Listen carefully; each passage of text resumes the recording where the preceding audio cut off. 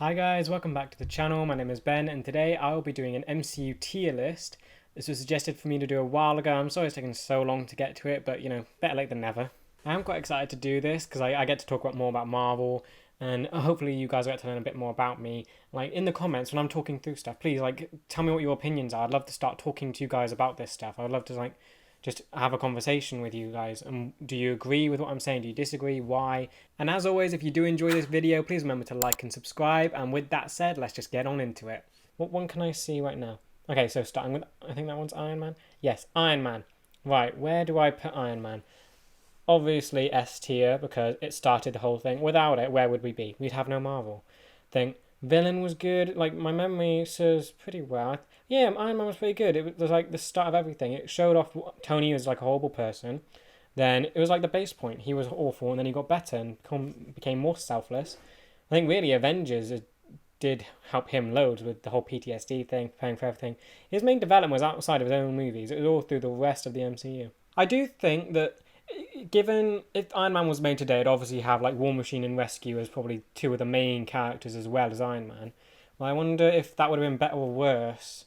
Because I do wish we had more Rescue. Because I watched the old Iron Man TV shows and like Iron Man, they're all three main characters and I loved it.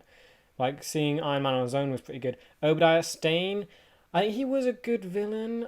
But again, this was in the era of when all the villains are basically just duplicates of the heroes, just enhanced and bigger. I watched Iron Man a while ago. It's still recent in my mind.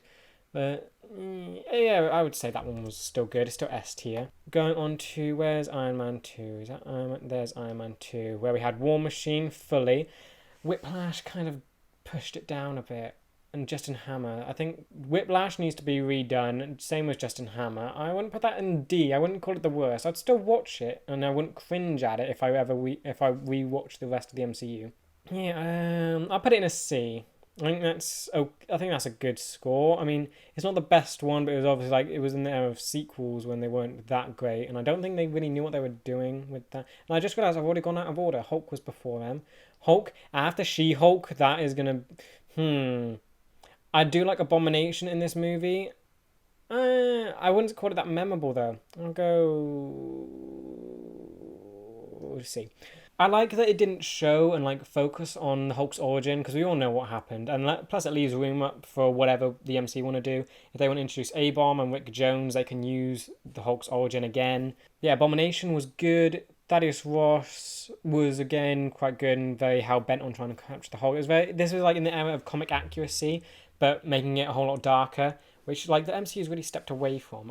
I'm quite curious if they'll actually ever go back to this style of filmmaking. Yeah, back to Iron Man 2. Whiplash, I think there's so much room for like a good Whiplash adaptation. They need to like bring him back in some way. Even animated, they could still make a good Whiplash because he just seemed weird. He wasn't a memorable villain. I mean, yes, he made his own arc reactor, and I think the storyline was something like how Iron Man was celebrated for his initiative and technology, yet Whiplash could do the same thing. Yeah, it kind of just focused on his jealousy and how it's kind of a similar sort of Iron Man duplicate, but then they got rid of his actual Whiplash-ness and just made him another Iron Man clone in a Justin Hammer robot. I think that was a waste. They should have kept him fully as Whiplash for the entire movie. And the bird thing was just weird. Thor, right, Looking back, I quite enjoyed Thor. I'm going to put it as a B because I would have preferred if he was actually Thor throughout the whole thing and not a human. But I get that, but that was like obviously crucial for the story. Might put that in an A. Might move that one up. Yeah, because we got good introductions. We got to see different realms. We got to see like the Frost Giant Kingdom. Loki was good in it. Yeah, Destroyer armor I'd say was kind of wasted in that as well. That thing is meant to be unstoppable. It lasted one movie. Like again, I think just it definitely helped to serve humanized Thor because this is all origin, and you can just see from the posters how visually dark it was, trying to keep it in the realms of reality for the average viewer as they are building up to the more colourful and magical and spacey type of MCU that they're obviously wanting to build. Yeah, I think Thor was a solid A movie. I'm probably going to have people disagreeing with that, but I think it wasn't that bad. Thor the Dark World, obviously dreadful, and I haven't even gotten to it yet.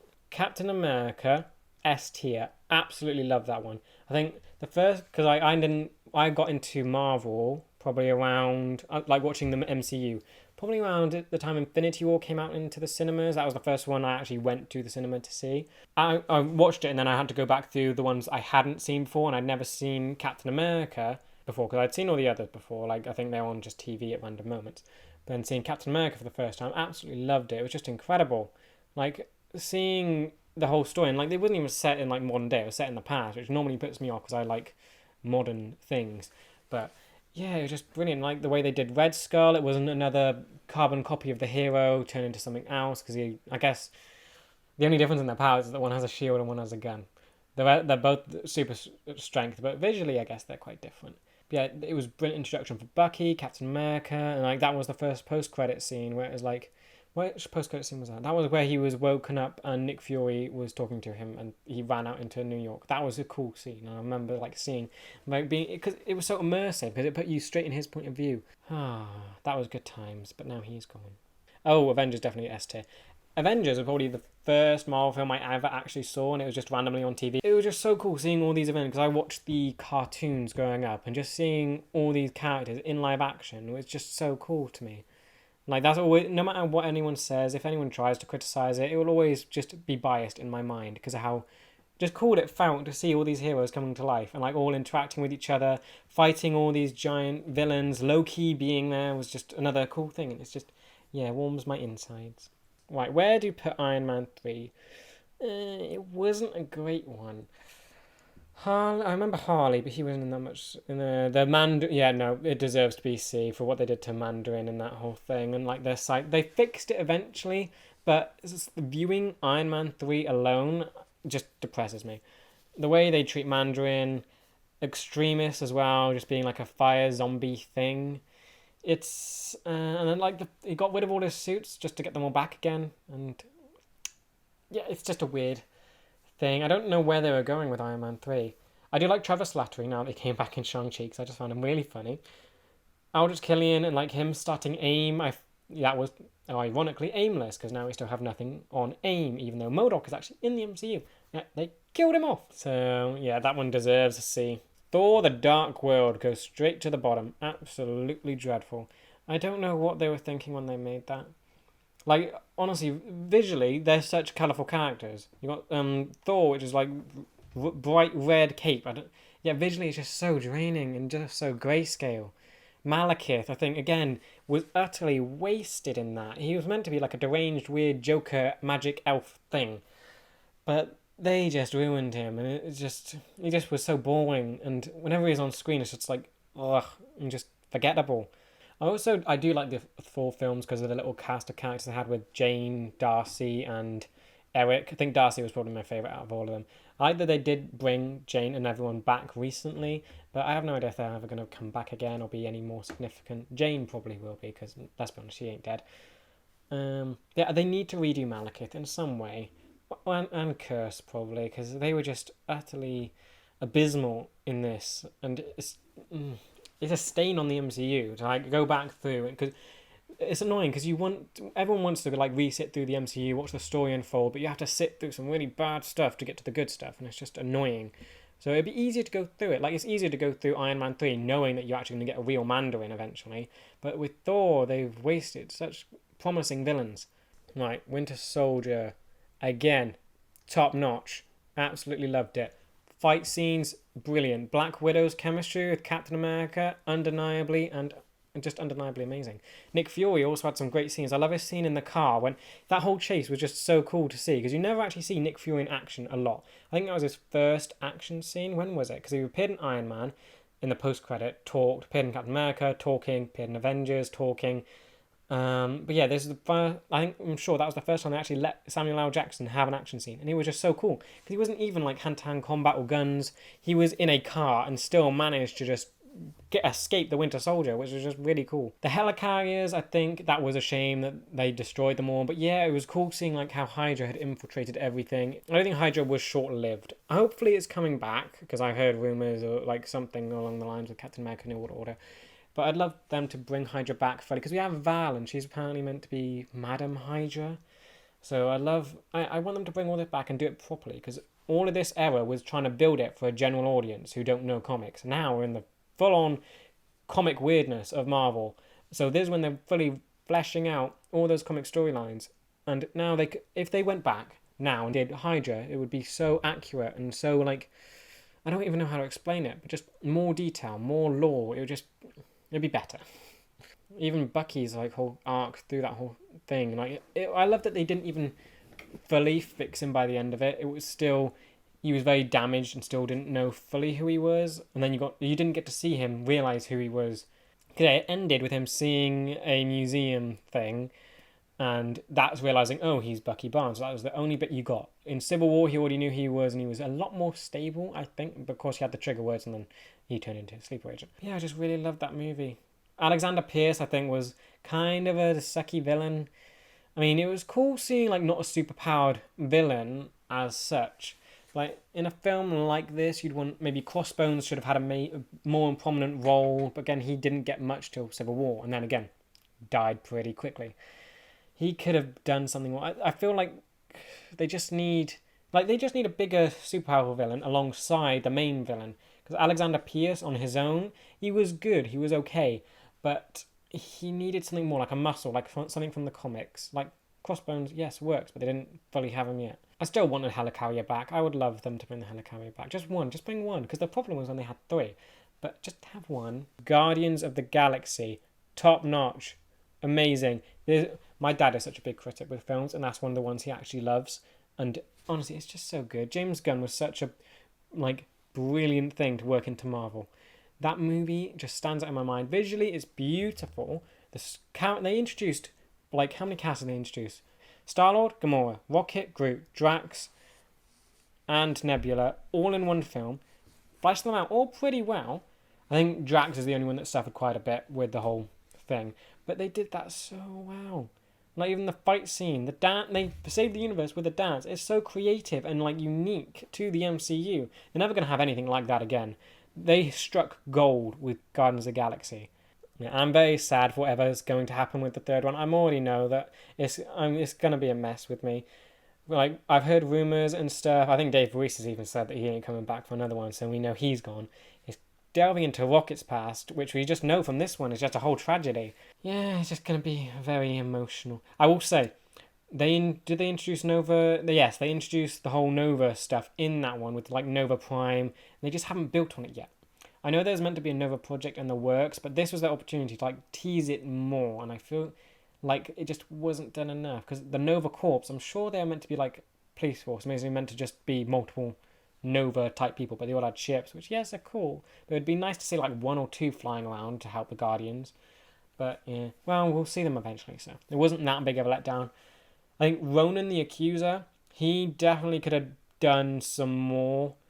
I think in the comics and the shows that I watched, he was always such a menacing force. You didn't want to get on the wrong side of him. In this, he's kind of treated as a joke, but that's okay because it was really funny and it was really such a powerful movie because they had Thanos. He was the powerhouse of that film.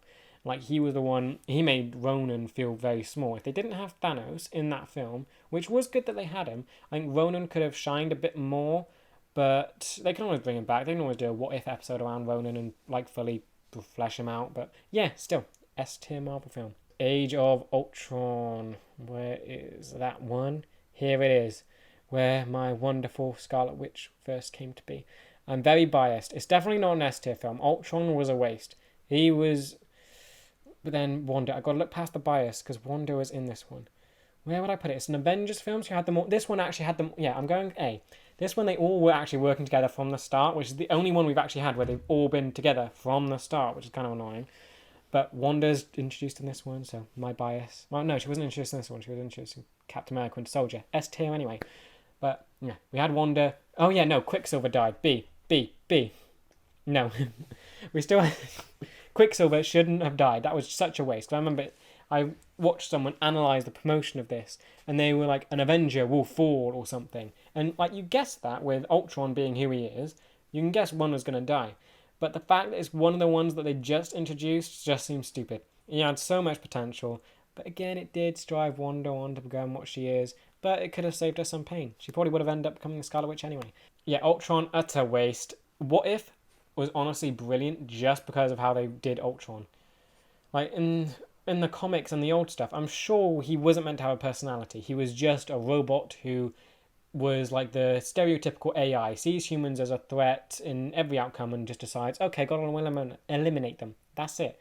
You shouldn't have like the whole puppet song, I got no strings on me thing. That was just, I would say that was a mistake. But again, they got, can't remember his name, Cameron something.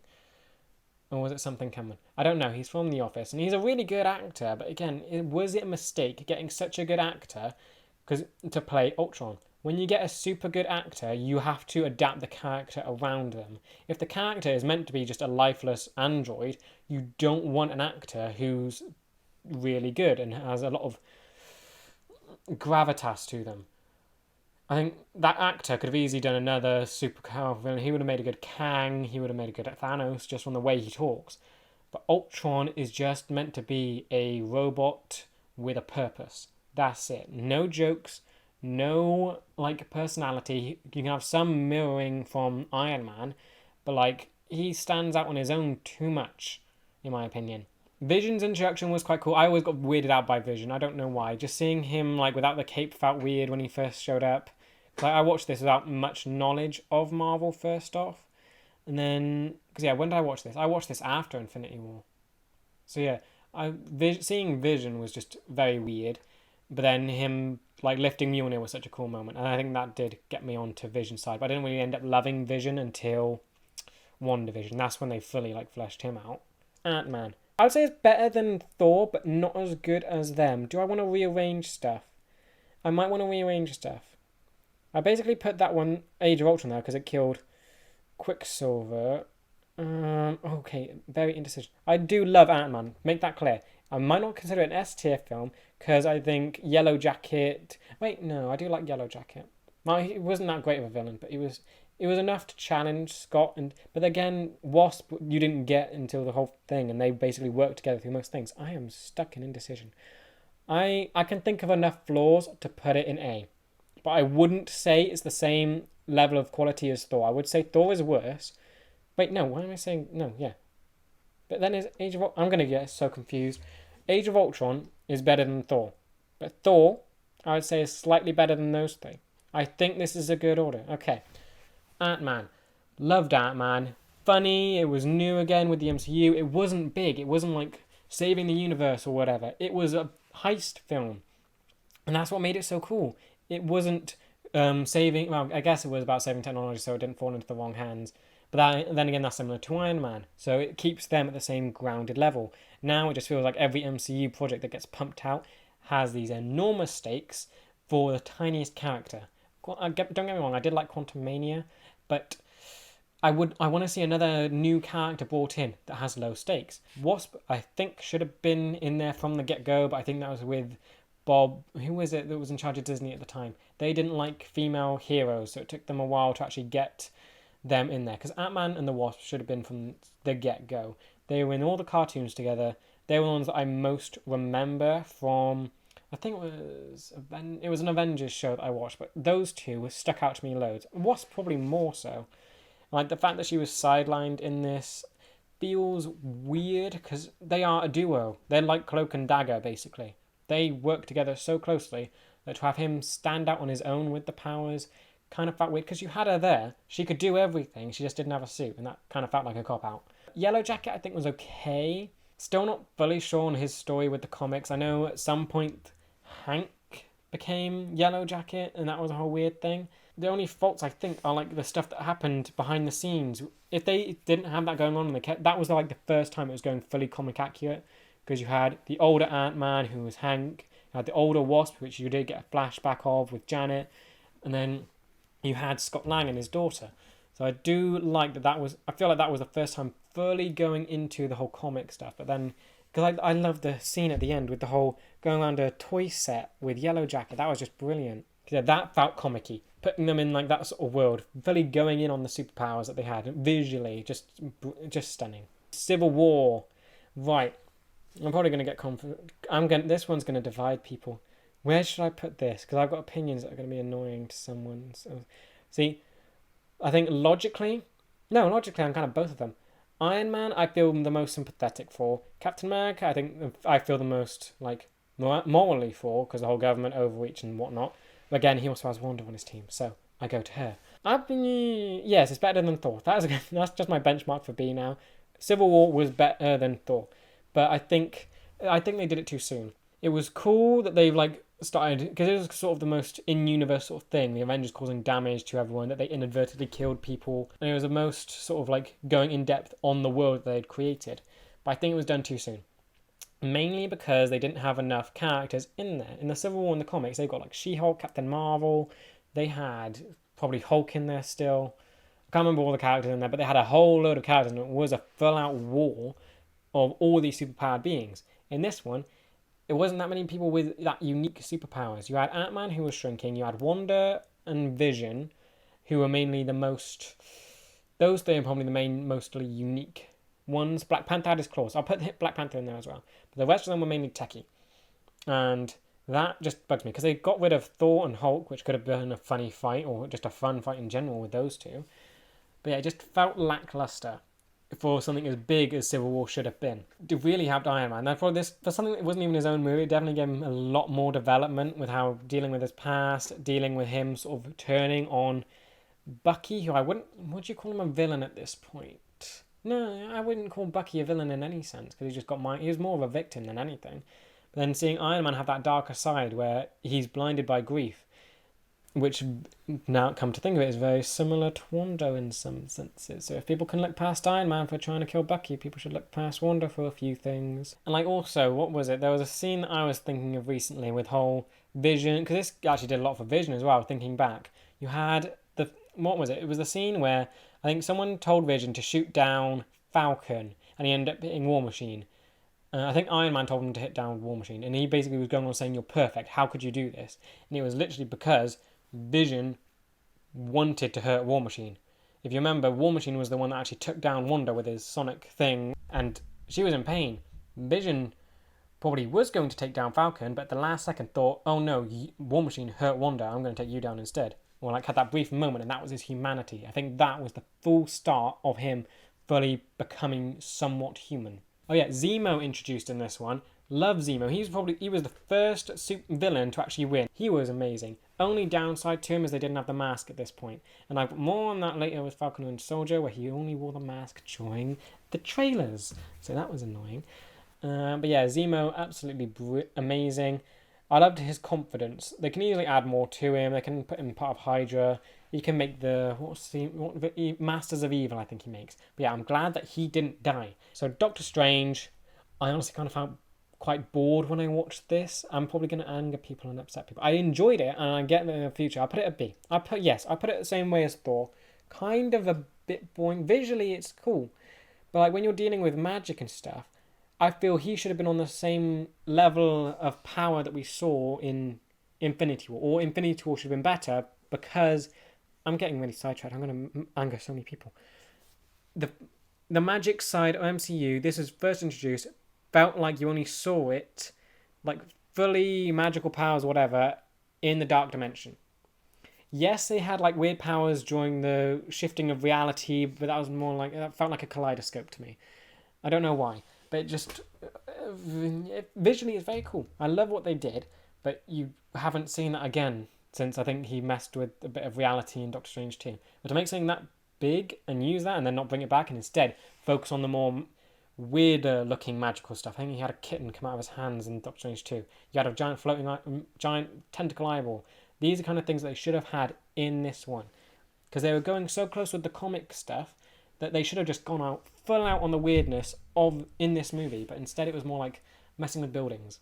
The dimensions where Ancient One touched his forehead and then he went flying, that I will say was close. With the whole fingertips, that was weird.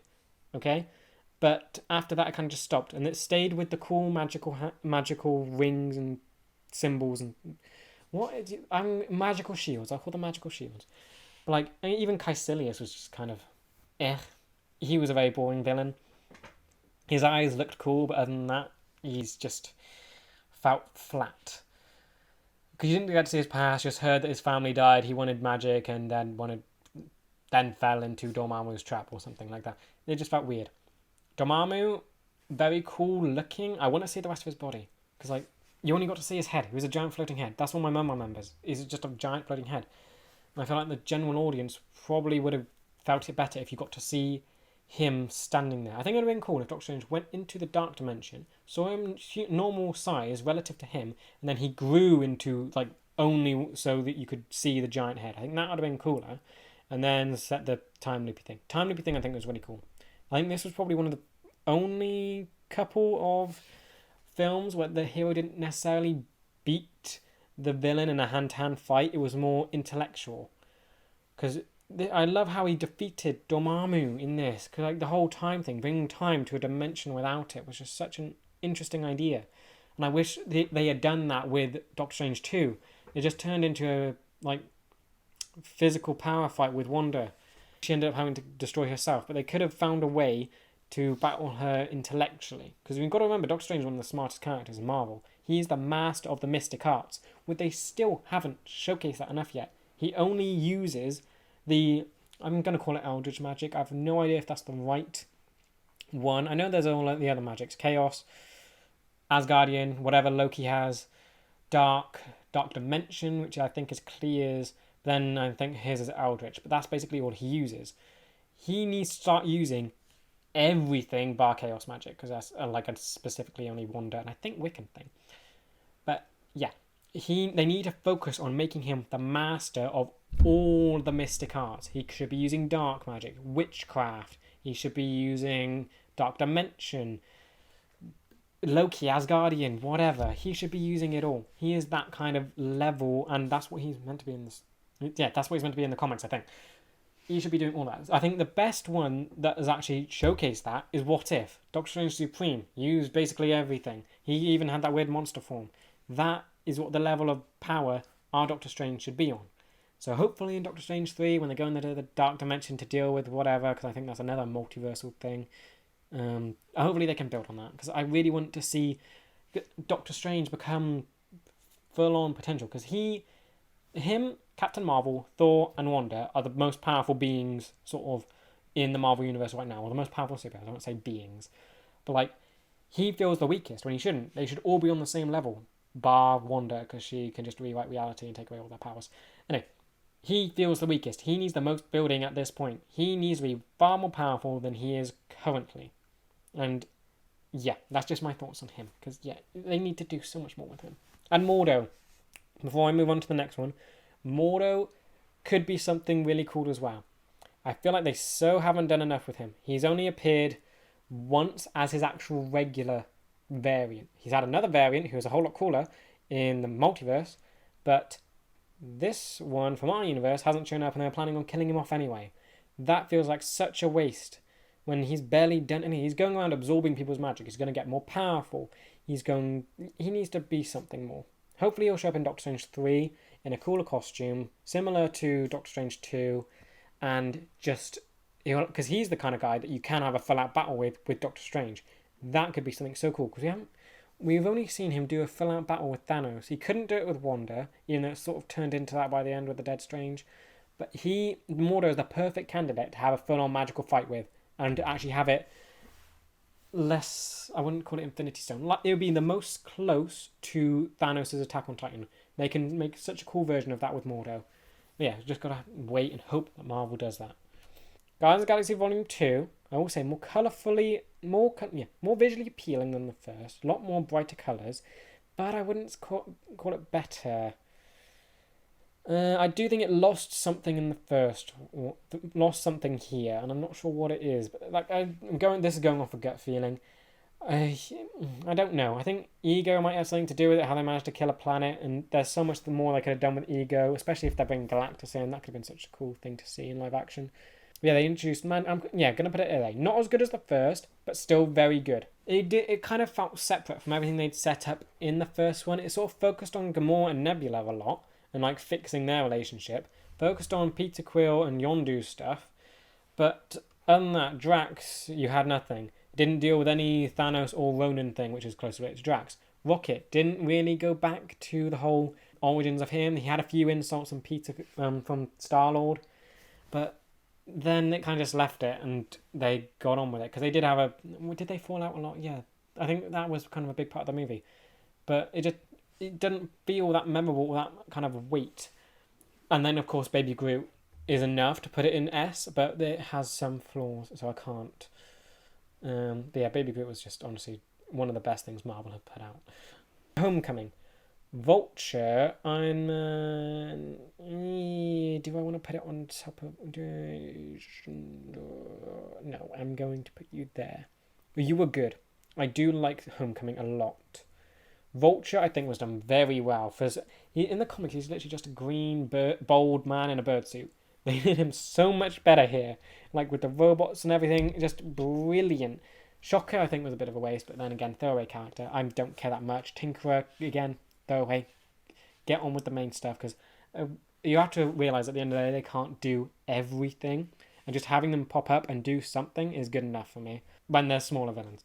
I loved his relationship with Iron Man. It mirrored so much to the old cartoons I watched growing up. It felt so cool to see them interacting, because in the old Spider-Man movies, you never got to see any of that interaction with other heroes. I think that's probably what made this so much cooler, that you've had Spider-Man before, but this was the first time he did that was in Civil War. But just seeing him like have that sort of mental kind of thing was very interesting, I'll say. Because in my mind, I'm thinking it's cool, but then again, I'm thinking that was it cool that he got his suit as a gift? Or would it be better if he made like the actual Spider-Man suit, which he ended up doing in No Way Home, so they kind of fixed it. So now, actually, yes, after No Way Home, I can appreciate this for what it was. It was sort of starting off Spider-Man with a head start from the other two that were around. He got his suit from Iron Man, he got mentoring, he got to be a hero who was kind of the good... Tom Holland was a good Spider-Man and a good Peter Parker. I will say Tobey Maguire is probably the best Peter Parker, and Andrew Garfield is probably the best Spider-Man in my opinion. But Tom Holland's very good at doing both at the same time. Thor. Right. This one was very close to when I started actually getting into Marvel. Top tier, absolutely amazing. What did I do? So it was after Infinity War, I started getting into it loads and started looking up characters that I could remember in the back of my head, and Hela was one of them. I have no idea why. I think it was just a really cool head piece. Because I remember the episode clear as day. It was Hulk and Thor being trapped by Loki in some underworld thing where they had to prove who was the strongest. And you had Hela with her cool crown, sitting on a throne, like watching or whatever. So that was just a character I thought, oh, that'll look cool in live action.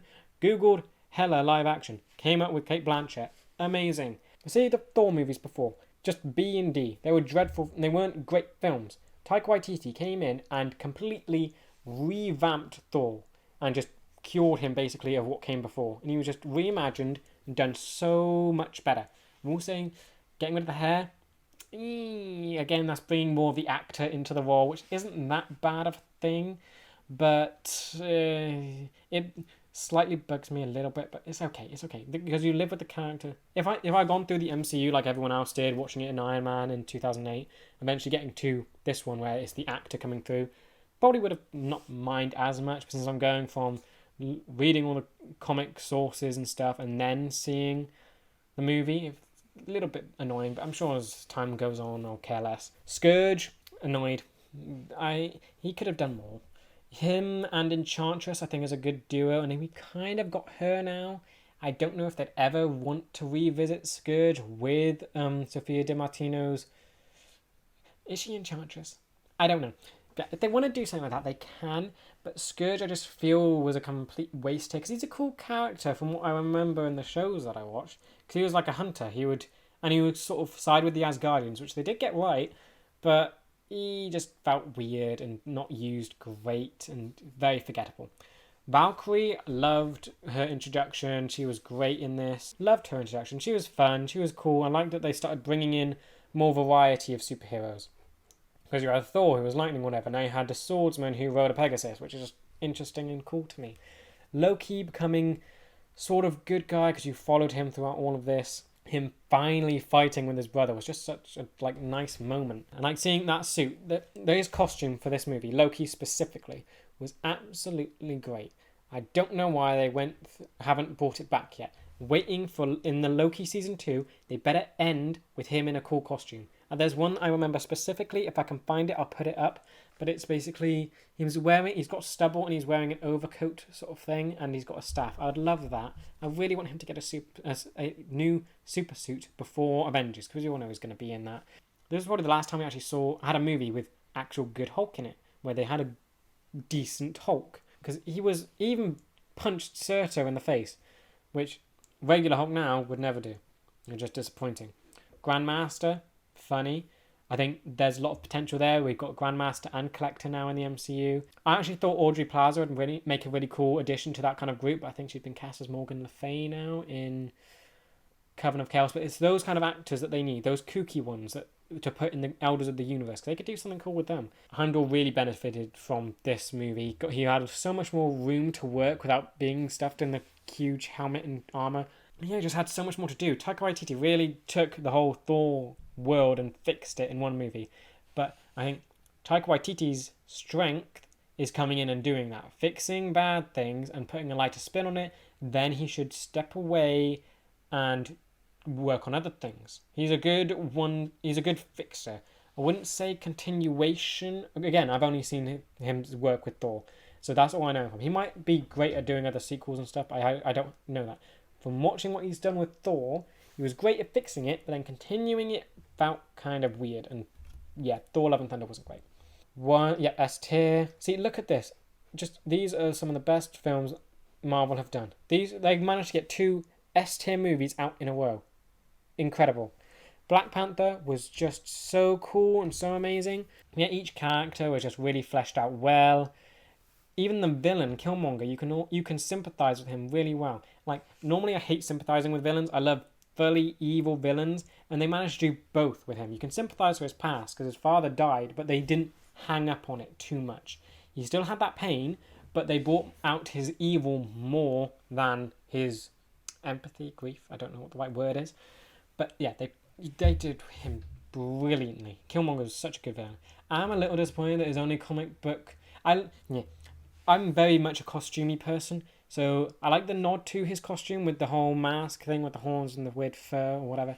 That was cool, but then he came what was it? A Glow Panther or Yellow Panther? It became that, and I think, yes, it's cool, but it's switching. They almost are repeating the things that they did in the original, which kind of made it a little boring, where they have the heroes, villain be the exact same as the heroes. I think it would have been cool if they left Killmonger in that weird costume that he had at the start, and maybe picking up a different weapon. Maybe getting the herb and not becoming a full Panther, but becoming something different. That I think would have been more interesting. But that's like the only fault I can think of Black Panther. M'Baku, brilliant as always. Nakia, I think, is the weakest one in this film. She felt like she didn't... What did she do? I just feel like... Because you have all the other characters that have really deep connections with everyone. Nakia almost feels left out on her own. M'Baku is a tribal leader, sort of on the same level or just underneath King T'Challa. You have Shuri, who's the sister and the techie genius who makes everything. Okoye is the leader of the Dora Milaje. And you have Nakia, who's a war dog that's kind of on a break and wandering around, who's the ex of the king. And yeah, just seeing Black Panther, I just wish we had more of them now. Because yeah, if they all they need to do was have more moments between those two to like flesh both of those out, get Nakia some more screen time. And yeah, then it would have just even made Black Panther Wakanda Forever better, which is even harder to do thinking about it. Now it is time for the first Marvel film I went to the cinema to see, and where I fell in love with the Scarlet Witch, Wanda Maximoff, Elizabeth Olsen. Because I remember everyone else was crying, and I saw everywhere, it was all over social media. Everyone came out of the cinemas crying. Didn't understand that why. I thought it was kind of just silly. I remember I asked my one cousin who saw it, what she thought. Did Thanos get all the stones? Because I remember that was a plot point in one of the cartoons I watched. And she's like, yes. And I was like, okay, so what happens then? Because he can't win. Ended up going to see it. Fell in love with Wanda. Utterly amazing. I know a lot of people bypass her storyline in this. Because I really focus in on her Glasgow fight. Was it Glasgow or Edinburgh? I think it was Edinburgh. You focus in on that. Then you focus in on everything going on in Wakanda with her. And then the fact that she had to kill the person she loves is just so hard. And just so sad. Yeah, I really get drawn to characters surrounded with death or losing people they love. It makes me so sad. Because they still haven't fixed anything with her. And that happened in 2018. And she's still so sad and alone. Visually, this film did so much. It was so colourful and just amazing. It was so bright. And like, Wakanda was such the perfect environment to do such a full-on fight scene with all of Wakanda's soldiers and all of Thanos' minions. And like the fact that they had only just introduced Wakanda and Black Panther and managed to go straight to Infinity War with all of that still intact, perfect continuity, really good. My mic. Yeah, I think the only issues I have with Infinity War is that they left out Supergiant from the Black Order. I can't remember why they did it, but I feel like that would have been a cooler one to use, especially going against Wanda. I think Supergiant would have been very, and Ebony Maw, those two would have been a good combination to go against Wanda than Proxima Midnight, because we had that kind of odd relationship between Proxima and Wanda, where Proxima really wanted to kill Wanda but just couldn't. I'm going to say it right now. This had such a better women power scene than what was in Endgame. Come at me all you want. The scene with Black Widow, Okoye, and Wanda versus Proxima Midnight was done so much better than whatever Endgame was. They were all there, basically, all the choreography, they were all there naturally. Yeah, they didn't randomly get there. It was all natural, all in the right place at the right time, had Proxima Midnight, all working together, and they all showcased what they do best. Even Wanda, who honestly didn't do a lot in that fight, but she struck the killing blow and actually saw Midnight in half. That was so cool. And I didn't even notice that was a women power scene at first. I just thought, okay, that's a really cool scene. Black Widow's got Wanda's back. Okoye's with them as well. That's just cool. And then Endgame just felt so unnecessarily forced. Thanos was just an incredible villain. He's very evil, but you can kind of get where he's coming from with the whole snapping half of population away. I love that they managed to flesh him out that much in just that movie alone. They're going to really struggle trying to get Kang on that same level, I think, because we still don't know much about Kang and what his motivations are. All we know right now is that he wants to rule everything. We just know that he's evil, which, yes, is cool, and I'd love another full-on evil villain that doesn't really have any reason to be evil, like Hela. Love that she was just pure, fully evil. But with Kang, as being a big villain that he is, you want him to have a compelling reason that you want audiences to almost debate who's doing what. And I think people have started to think about Wyatt saying that Kang might be the hero in this situation, whereas Immortus, the Something Centurion, and Ramatut are sort of the evil villains, and Kang was almost the hero. This is where that debate is starting, and they need to keep progressing what we're thinking of Kang with whatever motivation they need. But yeah, I will say, I managed to predict Iron Man would die in the next one very quickly. That's my little personal victory there. Because what other reason would Doctor Strange give up the Time Stone to save Tony's life than that he would need to die later on? That was my immediate thought. So that just came very predictable to me. But yeah, other than that, I love Infinity War. That's probably the one that I've rewatched the most, because you have all the Avengers in it. They may not be there together, apart from Hawkeye and Ant-Man. Everyone's there together. Everyone's doing something. Everyone's fighting. It has loads of cool fight scenes, especially the one between Doctor Strange and Thanos. And it just feels like a full-on Avengers thing, like what I watched when I was little. And yeah, it's just wonderful. I'm going to lose all the words to describe stuff soon. Right, next up was Ant-Man and the Wasp. I actually really enjoyed this one. I know a lot of people don't like Ant-Man and the Wasp. I really like Ghost as well. Because, again, I get drawn to characters that lose people that she loves. Her origin, however quick and forgettable it might have been to some, I really stuck with it. The fact that she lost both her parents, the fact that she couldn't actually be touched, and that she kind of phased in and out of existence and was in constant pain throughout the entire thing. I even remember the name of it, Quantum Disequilibrium. I think that's just brilliant. Yeah, I just love her, and I'm glad that they actually brought her back for Thunderbolts. And she could be so useful and important. She's basically a better Black Widow, if you think about it. Black Widow is a spy who has to basically stay unseen. Ghost can literally do all of that, and you can guarantee she won't be seen. Wasp, we finally got suited up after all of that. What happened? This is so far into the MCU where we finally got a Wasp. And yeah, she was really cool. I love this. The fight scene I remember her most from is the one from the trailers where she's darting through a kitchen and she's making a salt thing giant. She's dodging a knife. I love that. It showed the acrobatic ability of her. It showcased the wings and the flight and her stingers, which Scott doesn't have. And then they brought back Janet. One thing I will say with the whole Janet thing, I don't get the glowing fingers. They didn't even bring it back for Quantumania, so I don't really understand what the whole point of that was. Wait, okay, maybe not S tier, but more A. Yes. They had some problems. Wasn't as good as Infinity War, but yes, better than those two. On level with them, not as good as those. Captain Marvel, right? Here is where this is probably the most divisive one out there. I could cause so many arguments by just placing this in the wrong spot. Where can I put you?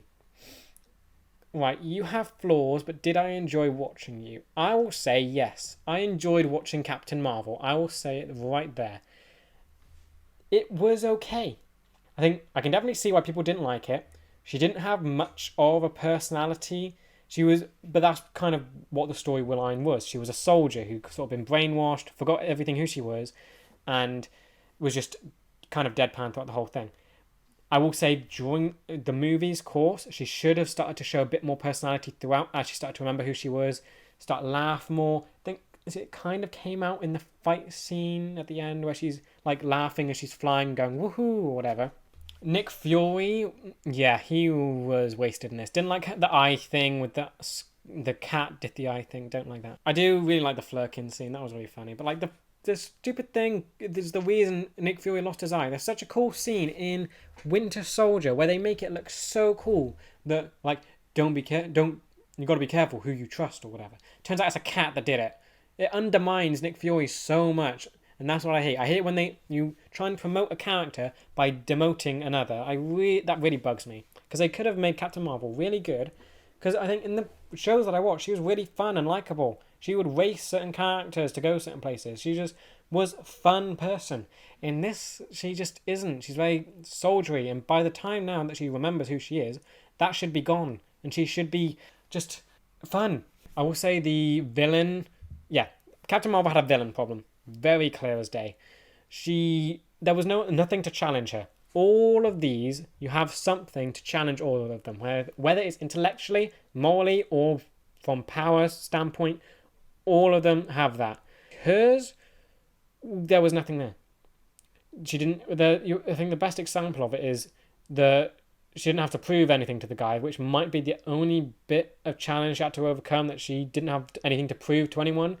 But that wasn't focused on nearly enough as it should have been. If that was her actual challenge, no one's going to challenge her power at all. Captain Marvel 3, if they introduce Michael Korvac, that could be something. I think maybe. But they need to challenge her. That's why I'm a little hopeful for Captain Marvel 2, because apparently the villain is someone called Dar-Ben.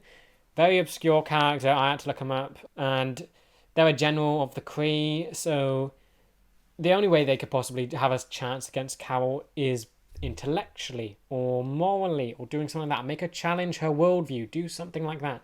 So I have some hope for the sequel, but they really need to fix the character. And I don't blame the actress. It's the writing that did her wrong. And we're going into that phase now where the writing is just bad in the MCU. And it started right here. And they really need to fix that. Because it wasn't a bad movie. It wasn't bad. I enjoyed watching it. But when you think about it more, and think of how its effects on the rest of the MCU, think of the comic source, it pales in comparison. Endgame. Yeah, I'm putting it there. I enjoyed it a lot. I really did like it. I remember screaming in the cinema when Wanda showed up and kicked Thanos' butt. But the only bit I remember from it is the final fight scene. I feel like everything else was cool, but it was almost sort of fillery. It almost blends together in my head. The only bits that stand out are from what happened in the final fight. We had a few good teasers with the Beta Ray Bill species being in there. You had the whole setup with Loki, but again, was the conclusion of everything they'd done so far, which they did very well with the whole Iron Man, Black Widow, Captain America. They did that really well. But it just kind of all came together in the last bit. I'm sorry. Almost feel like it was a mistake killing Thanos between these two and then using a different one for that. It's almost a tease for the whole multiverse thing with different Kangs. So we're not... Because, you want a main Kang... Because, they're probably going to have a main Kang villain for the next Avengers films. One specific Kang that we're going to get to know and get to hate or love or whatever, and we'll get to see what he does. That'll be that one. They used two different Thanoses for this film. This Thanos was brilliant. This one was inexperienced and a whole lot weaker, and that's kind of the only reason they won. Yet, again, that's a demotion of a character so that you don't have to elevate heroes to win. Yeah, it's still a good movie. I still really enjoyed it. I think it was a great ending to everything they'd built.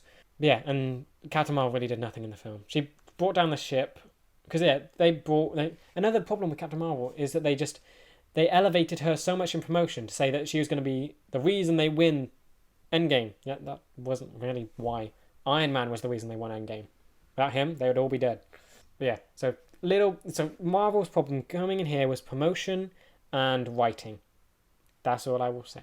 But yeah, Wanda's moment will always live in my head. Went free. I remember I came out of the cinema, and I think I watched people's audience reactions to that scene specifically, and because for some reason over the course of the year that was in between these, I went so far deep down the rabbit hole of the Scarlet Witch that I would feel like, why isn't people loving her as much as I am? Then as soon as that scene came on, so much started happening. Everyone started loving Wanda all of a sudden. I was like, finally, Far From Home.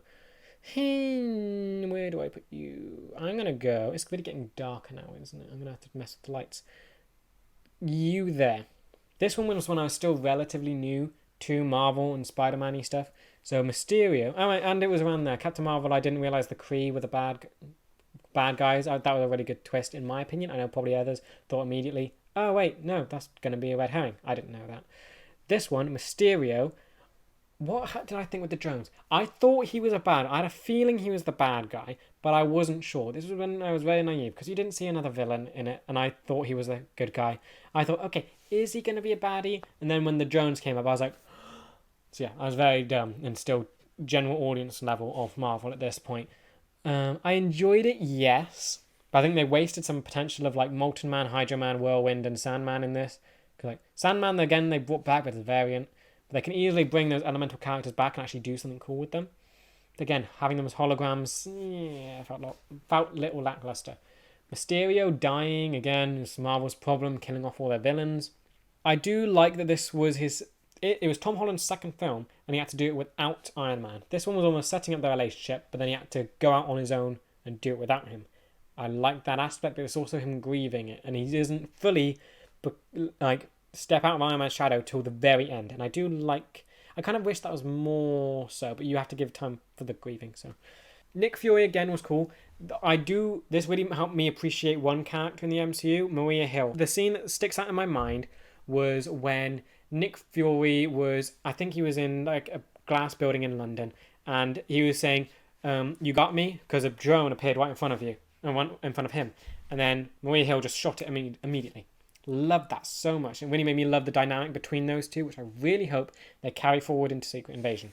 Favourite one of all time. Don't care what anyone says. WandaVision goes S. Absolutely incredible. Loved it so much. I was so looking forward to it. Did it come out on Fridays? Yes. Loved every Friday that this came out. Loved all the theories. Even when some didn't pan out, like the whole Mephisto thing, I still loved it. I remember the moment she became Scarlet Witch in that show. It was just incredible. It was brilliant. It made me so happy. Like, every character in it just shined. Monica, I loved her introduction in it. Like, you got to see her gain her powers. It was done in like a subtle way, I'd say, that we haven't seen her powers that much, and they're going to be more fleshed out in the Marvels. But it made me really like Monica a lot as a character. Really fleshed out Vision, and made me like him so much more than because basically I saw him as a side character throughout the whole thing. And I only really acknowledged his presence because of Wanda. But this absolutely is amazing. He brought him out so much. Agatha was such a fun villain, and I'm so glad that she's coming back, and probably as a hero. Because my whole defense of that whole thing is the Darkhold. The Darkhold is what makes someone evil. Without it, they're not that bad. That is probably what made Agatha do what she did.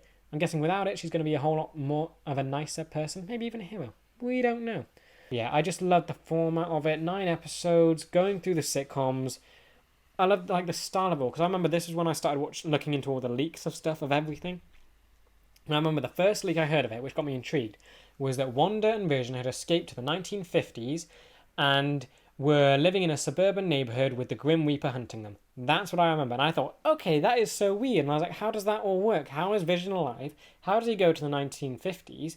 And why is the Grim Reaper after them? And I just thought that was a really cool thing. Obviously, it didn't turn out to be the Grim Reaper. It turned out to be Agatha who was hunting them. And it was because Wanda had finally stepped into her comic powers, because this was the whole rabbit hole of comicness.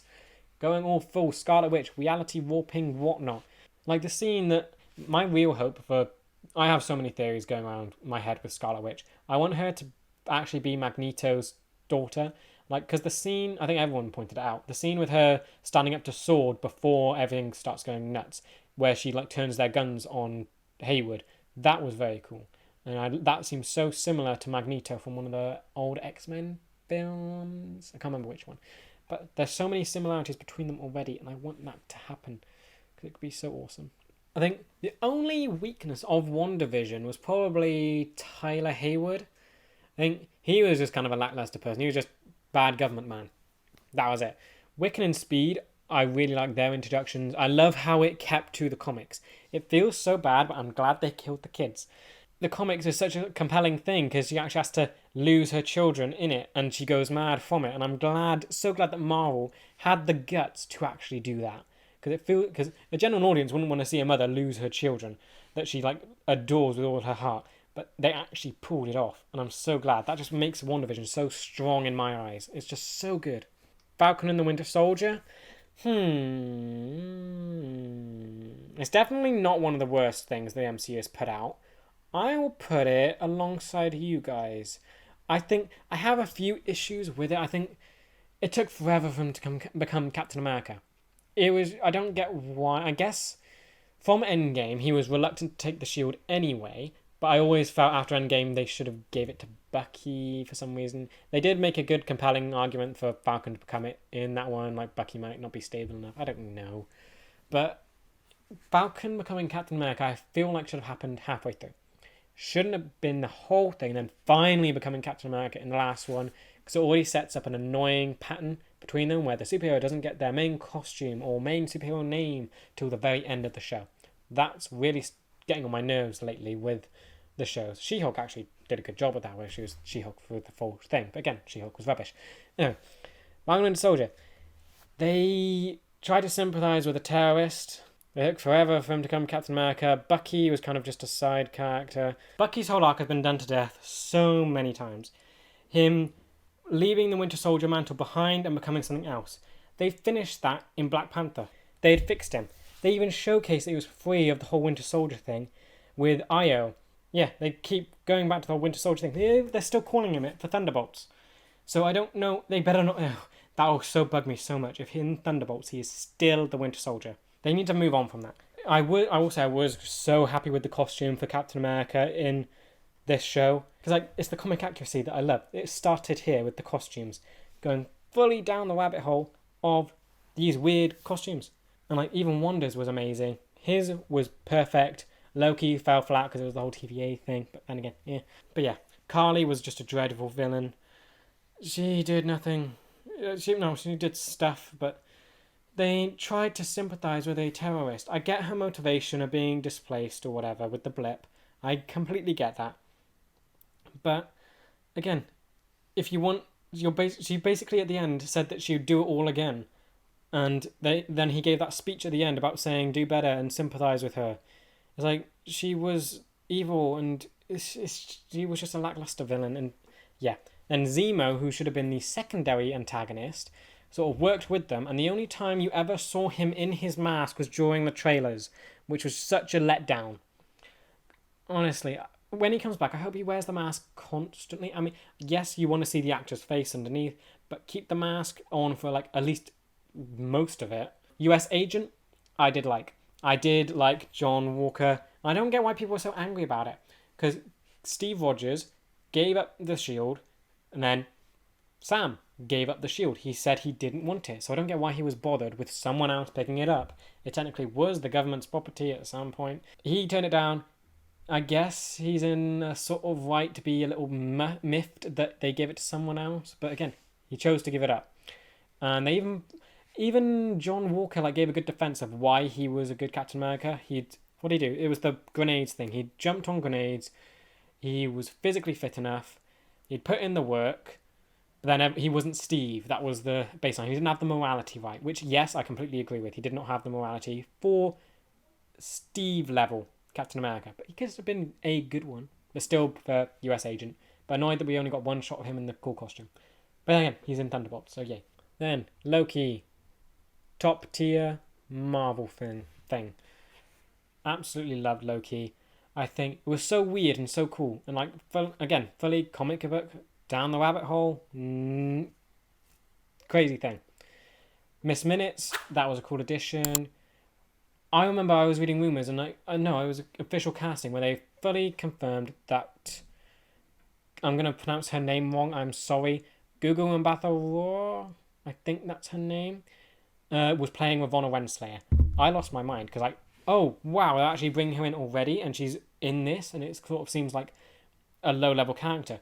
And for people who don't know who she is, she's the love of Kang, so she is gonna have such an interesting journey through the MCU. She's gonna be in the next Avengers films, that's for sure, and she's gonna have a major part to play with Kang sort of stuff. So yeah, it just boggles my mind that they brought her in so early, but she did quite a good job at like playing down everything that was going on. They changed her origin, which has confused me and thrown. I'm assuming it's probably thrown comic book fans a little bit, because in the comics she's like a princess who can conquer their kingdom, and then she falls in love with him or something. I don't know, but yeah, it'll be interesting to see what happens with her, because we know that these two are now on a collision course, and it'll be so cool to see when they finally interact.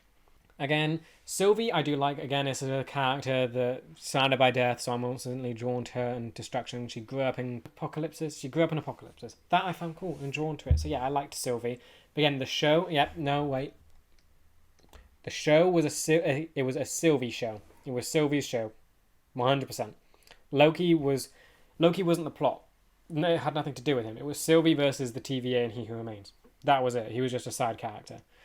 I do like how it introduced more things like Kid Loki for the Young Avengers. It had Classic Loki, which is just a cool nod to the comics. Again, comic booky stuff. I will keep going back to that, no matter how many times I say it. He Who Remains was such a cool addition. I remember seeing Jonathan Majors come up onto the screen through the elevator, and I was like, wait a minute. Is that him? Like, I was so confused. Like, it was just elevator door, and there was Kang. I'm pretty sure they had only just announced that he'd be the villain for Ant-Man, and there he was already in a project, and my mind was just blown.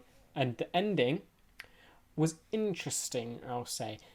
I get why people don't like it, because it isn't the classic MCU fight sort of thing. It wasn't a big action sequence. It was talking and explaining through what's going on. For me, I kind of love that stuff, because it's lore. It's explaining what is going on in this universe, and the whole sacred timeline thing, and how if he goes, it's all going to spread out, and they're going to have to deal with a bunch more of him. Completely love that. Get it? Wonderful.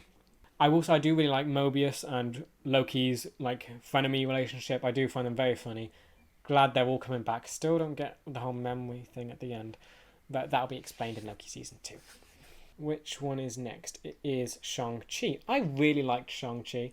I think the first trailer really got me into it. The song they chose, the sequences and fight scenes, I loved it. I don't get what people complain about with the CGI. I didn't think it was that jarring. I liked the dragon, the Dweller in Darkness. Storyline, I liked. It was his whole thing versus his father. The only bit I didn't like about it was that they killed off Death Dealer, because I really liked him and he looked like a really cool villain. And like all his stunts are practical, because I can't remember his name. Andy Lee, I think was his name. Please correct me if I'm wrong. But I looked up in all his stuff, and he was really cool, because he would like document him doing the stunts afterwards and posted them. And it was just really cool, because I think he did the first mid-air kick or something like that. There was something he did that was the first of in an action sequence, and I just thought that was really cool. And he did it all in costume. Yeah, the 10 Rings. That's my only issue. No, yeah, other issue with it is it's called Shang-Chi. I'm going to pronounce the name wrong so many times. It's called Shang-Chi and the Legend of the Ten Rings, yet it didn't really do much about the 10 Rings. They were there. They explained that someone got them and the Mandarin stole them like 1,000 years ago. And the story didn't have much to do with them. They were used to free the Dweller in Darkness, but they weren't a pivotal thing. They were just a tool to get to the main thing. I am hoping that they develop further in the MCU, because they're a drastic difference to the comics. My little theory is that the rings are the kind... I can't remember what the weapon they're called, but they're the bands for humans, but to the people that made them, because comic-y people know, are actual finger rings. They're called the Makluan, and they're giant lizard people, or dragons, or whatever that is. And I would love it if they turn out to actually be finger rings for the Makluan, and they actually each have their individual powers, like in the comics. Because that would give them enough time to have the Infinity Stones over and done with. Then you can have another set of items that each have their own little thing and power and whatever. I really like Jai Ling. I read a story about her refusing to have a streak in her hair because it was very stereotypical to have a rebellious Asian girl get a colourful streak in her hair. I like that she turned it down to, I guess, pay more attention to her culture and to be more confident with who she is. I like that she learned what she did by herself. She was a visual learner, which I can sort of relate to. She watched people fight and then learned from that and practiced, and that's the sort of thing I do. I watch people do something and then I learn how to do it from just watching. Yeah, the only thing that didn't get as much attention was Razorfist, and I don't think even his name was mentioned. You just saw it on the side of the truck. He could always do with some more development, but it's not sort of major. Do like Morris and Trevor. I love that they brought them back. They were absolutely hysterical, and I'm so glad that he at least is coming back for Wonder Man. No idea if Morris will join him. I would love that, but they've turned them into such a funny duo, and him himself is just hilarious. So I don't want the MCU to be done with him at all. He's just great. But yeah, really enjoyed Shang-Chi. Only a few things I would have changed personally, but overall I can't wait for the sequel whenever that comes out. Oh yeah, we're super out of order. Black Widow came after Loki. Black Widow, dreadful. Taskmaster, no. There. The only reason I'm putting it a C and not a D is because Yelena was phenomenal. I loved her so much. But looking back at it, it was so bad. Like the CGI, I think the end scene where she stabs the plane and blows up, how did she not die? You have people falling from buildings and yet they don't die. I'm sure Black Widow died like 3 times. She fell from the building in Budapest, got in a car crash and fell down a flight of stairs in the car, and then she fell from a massive flying fortress, which I don't get how people didn't see. Taskmaster, utter waste of a character, and whenever I think about that, I will always be angry. Taskmaster was so cool in the car. This is what I base everything off. The little cartoons that I watched from my memories. He was so cool, and I don't care that it's a woman because there's a task mistress. I don't care about any of that. The fact that they changed Taskmaster so drastically, it wasn't even just a gender swap. They changed his powers to, I'm gonna end up calling him he. I don't care. He was biological. He had a serum that was similar to super soldiers, which they're already experimenting with, that would basically make him remember all the fighting styles that he would watch, and then he would be able to replicate them perfectly. That was only showcased once in the fight on the bridge where he mimicked her flipping up. That was it. And then everything else was just techie, and I hate it so much. He's not an invincible character. He's a good Avengers level base villain. But the fact that they twisted and changed so much about him really gets on my nerves. Dreykov was just, again, waste of a villain. His superpower was that he was smelly. It was bad. And again, having the daughter still be alive almost takes away from Black Widow. She had that cool past where she'd actually killed a child, and that was haunting her. Now it's there's nothing there. I like that she had done that, moved past it, but it was still holding her back. It reminds her of how far she's come and how much she has to lose if she ever steps back. Now they're alive. Now there's no stakes. Now she could have stepped back, but she chose not to because she gained a family with the Avengers. It takes something away, keeping Antonia alive. And now that she's coming back in the Thunderbolts, and I hope they fix her. I really hope that the costume improves and that they get a skull mask and that it's not techie. I really hope it's something biological, because otherwise it's just such a waste of a cool character. What If, top tier. Utterly brilliant. I love the format of it. I love that it goes back through the MCU and sort of fixes things. It fixed Ultron so well. It introduced Marvel zombies. It did so much and introduced cool characters that were just variants. Honestly, What If is the tool that Marvel can use to fix everything they did wrong. Whiplash, Malekith. They can put all those out there, all the things that messed up, shove them into What If, fix them instantly. I can't wait for the second season because I think one of the storyboards got leaked and has a Wanda teaming up with Doctor Strange, which I cannot wait for. Hawkeye. Did Hawkeye come after this? No, it's going way out of order. I don't care anymore. Hawkeye, I will put there. It was Kate Bishop's show. It wasn't Hawkeye's. Clint Barton finally got his own show, and it did nothing about him. It wasn't even his villain. He didn't even fight the main villain. Okay, please think about that. I don't think enough people have noticed that he didn't actually meet Kingpin at all. Kate Bishop had one fight scene, and that was it. It was more Maya's villain. Kate Bishop had one fight scene, but wasn't really connected to him. Eleanor was the only connection Kate had to Kingpin. He was more just a callback. He didn't have anything to do with Clint, had barely anything to do with Kate, and had way more to do with Echo, who I guess had a little bit to do with with Hawkeye and Kate, but again, it was very iffy, loosely done. It was nice that it was Christmas. I like Lucky. I like that it did bring back Kingpin, but they neutered him, and just he was nothing compared to Daredevil. So that's one thing I hope they fix with the Echo and Daredevil show. Eternals. I'm gonna put you same level as Black Widow. I thought it was okay. I sat through it. It's a sort of Guardians of the Galaxy similar thing. They brought in a team that you've never met before and tried to get them to work together. What Guardians of the Galaxy did right was that they had them all together throughout the majority of the film. This one, throughout the majority of the film, it was trying to get them back together, and then it was the final end scene. That was it. That is where they messed up. I do like a lot of the characters. I think Druig and Makari are probably my favourite. I love those loads. I don't know why. I like them way more than the main couple that they set out with, Cersei and Dane and Icarus. Icarus felt nothing towards when he died. Guessed that he was the one who killed everyone with the evil one straight away. Yeah, it just felt sort of almost predictable. I think Crow was wasted because in the comics he becomes King of Deviants or whatever. So that could have been something cool that they could have done, but wasted that. Arishem, I will say he looked cool. Visually, this film is amazing, but story-wise, just fell flat. I do like that it set up Black Knight. I love the little callbacks. They teased Black Knight a lot, and Blade, because they had Cersei told him to call his uncle, which is Nathaniel Garrett, who is another Black Knight, so that is quite interesting that they're setting up those two storylines. Blade got his voice and they introduced the Ebony Blade, plus they set up stuff with Camelot, which I would love to see, with Excalibur and King Arthur references. So yes, it had some good things, but it was mainly references. The good things don't actually relate to the actual movie. I would love to see Eternals 2 actually, because it was a worldwide threat. The whole planet being destroyed, whatever.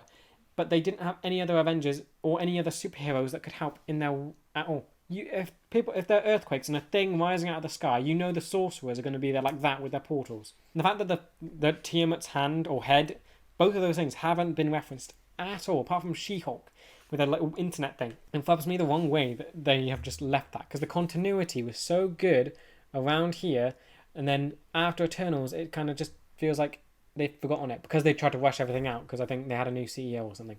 Or Disney had someone in charge who didn't do well. And I'm glad he's gone. So hopefully they'll fix things, because I think it's meant to be coming back in Thunderbolts. Again, that's not a reference, that's a main plot point. So no other thing in the MCU has referenced it until it actually comes back and be the main part of the story. Spider-Man, S tier, absolutely amazing. Loved it so much. Loved all the callbacks. They even brought the whole Gwen stuff. I loved Spider-Man No Way Home. The villains in it as well. The Green Goblin. Also, Lizard and Sandman were probably a little bit sidelined, but that's fine. The continuity in it was great, how they kept all the things going along. Even Electro, I think, was the only thing that was a little bit iffy, that he, for some reason, knew that Spider-Man was Peter Parker. But I'm guessing that's only if I'm seeing the internet and data, and maybe something on there gave it away. But that's the only little tiny twinge of continuity error. Yeah, all the villains just outstanding. Like Green Goblin, his whole fight scene with the apartment was amazing. The fact that Aunt May actually died in this one, I kind of predicted at the start. I knew someone wasn't getting out alive. Because, yeah, very sad. Liked that it pushed Spider-Man forward. It made me like Spider-Man a whole lot. This Spider-Man specifically a whole lot more. That he's actually lost someone now. At the end, he's actually lost everyone. But he's actually become a new and far more comic accurate Spider-Man. Out of all of them, what he is now is probably the closest things to the comics we've actually gotten. I'm a little disappointed with how they treated Venom in that film. He came in, because I remember watching Venom 2 in the cinemas, and then the post-credit scene rolled. He came into the MCU and was like, oh wow, this is so cool. And they set it up so well, because he was licked the TV screen and went, that guy, or whatever.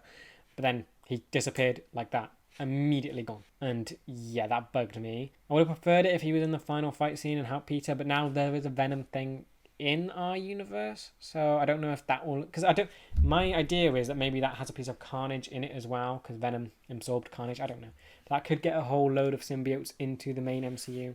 That would be fun. Spider-Man, I wouldn't call it S tier. I know people are going to hate me, but I watched it I remember re-watching it to prepare for No Way Home, and I got very bored. He doesn't become Spider-Man in a proper suit for ages, and it's a very long-winded movie, so I'm gonna get so much hate for this. I'm going to put it there. I did like it. Green Goblin, as always, is amazing. J. Jonah Jameson, again, brilliantly done. It's a good film, just wasn't the best. So, yeah. Spider-Man 2, absolutely amazing though. Because you got to agree, Spider-Man 2 is better than the first. He was Spider-Man for the full thing. Doc Ock was an incredible villain and probably one of the best. And it was a whole lot darker because he like killed way more people. Did he kill way more people? No, they probably killed the same amount of people. But yeah, it was just better. I enjoyed more of it. I didn't get bored throughout watching it.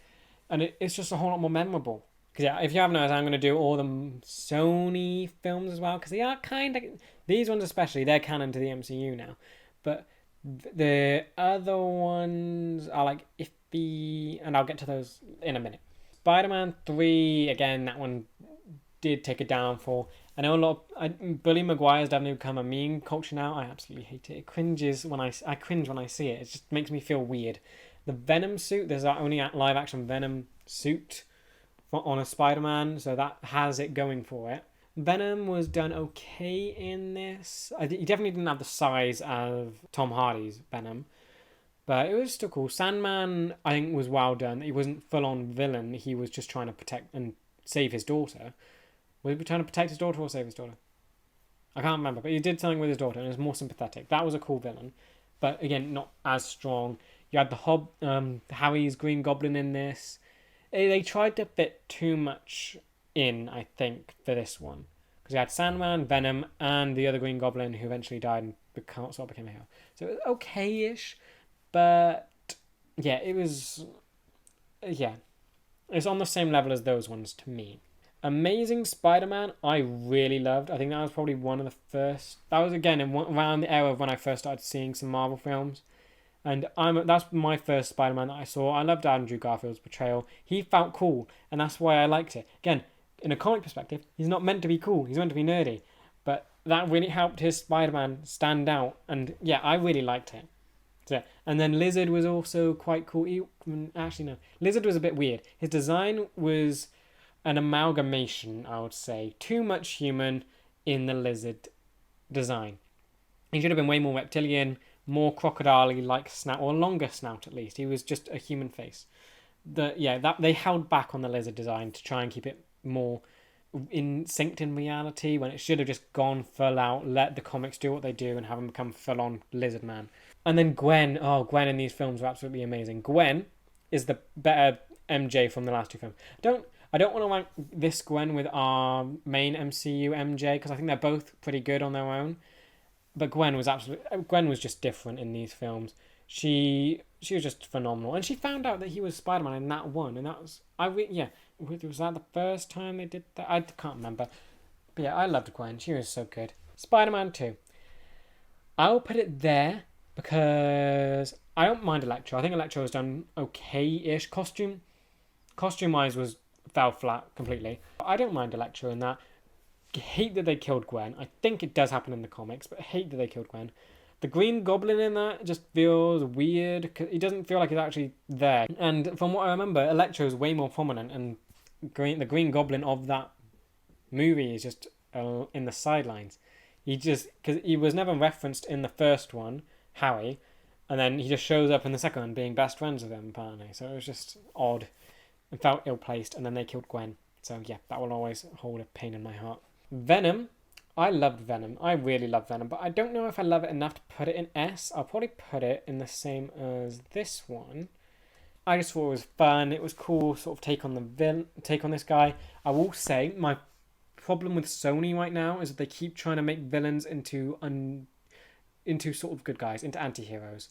Venom I'm lenient with. It's okay for Venom, because they've sort of done something like that with the comics, and he's done well. He's funny. He's an anti-hero in the comics. So Venom is fine in my books. Morbius, and sort of the plan for Morbius I don't like, but I'll get onto Morbius in a bit. Venom, Let There Be Carnage, I'll put them the same. I love Carnage.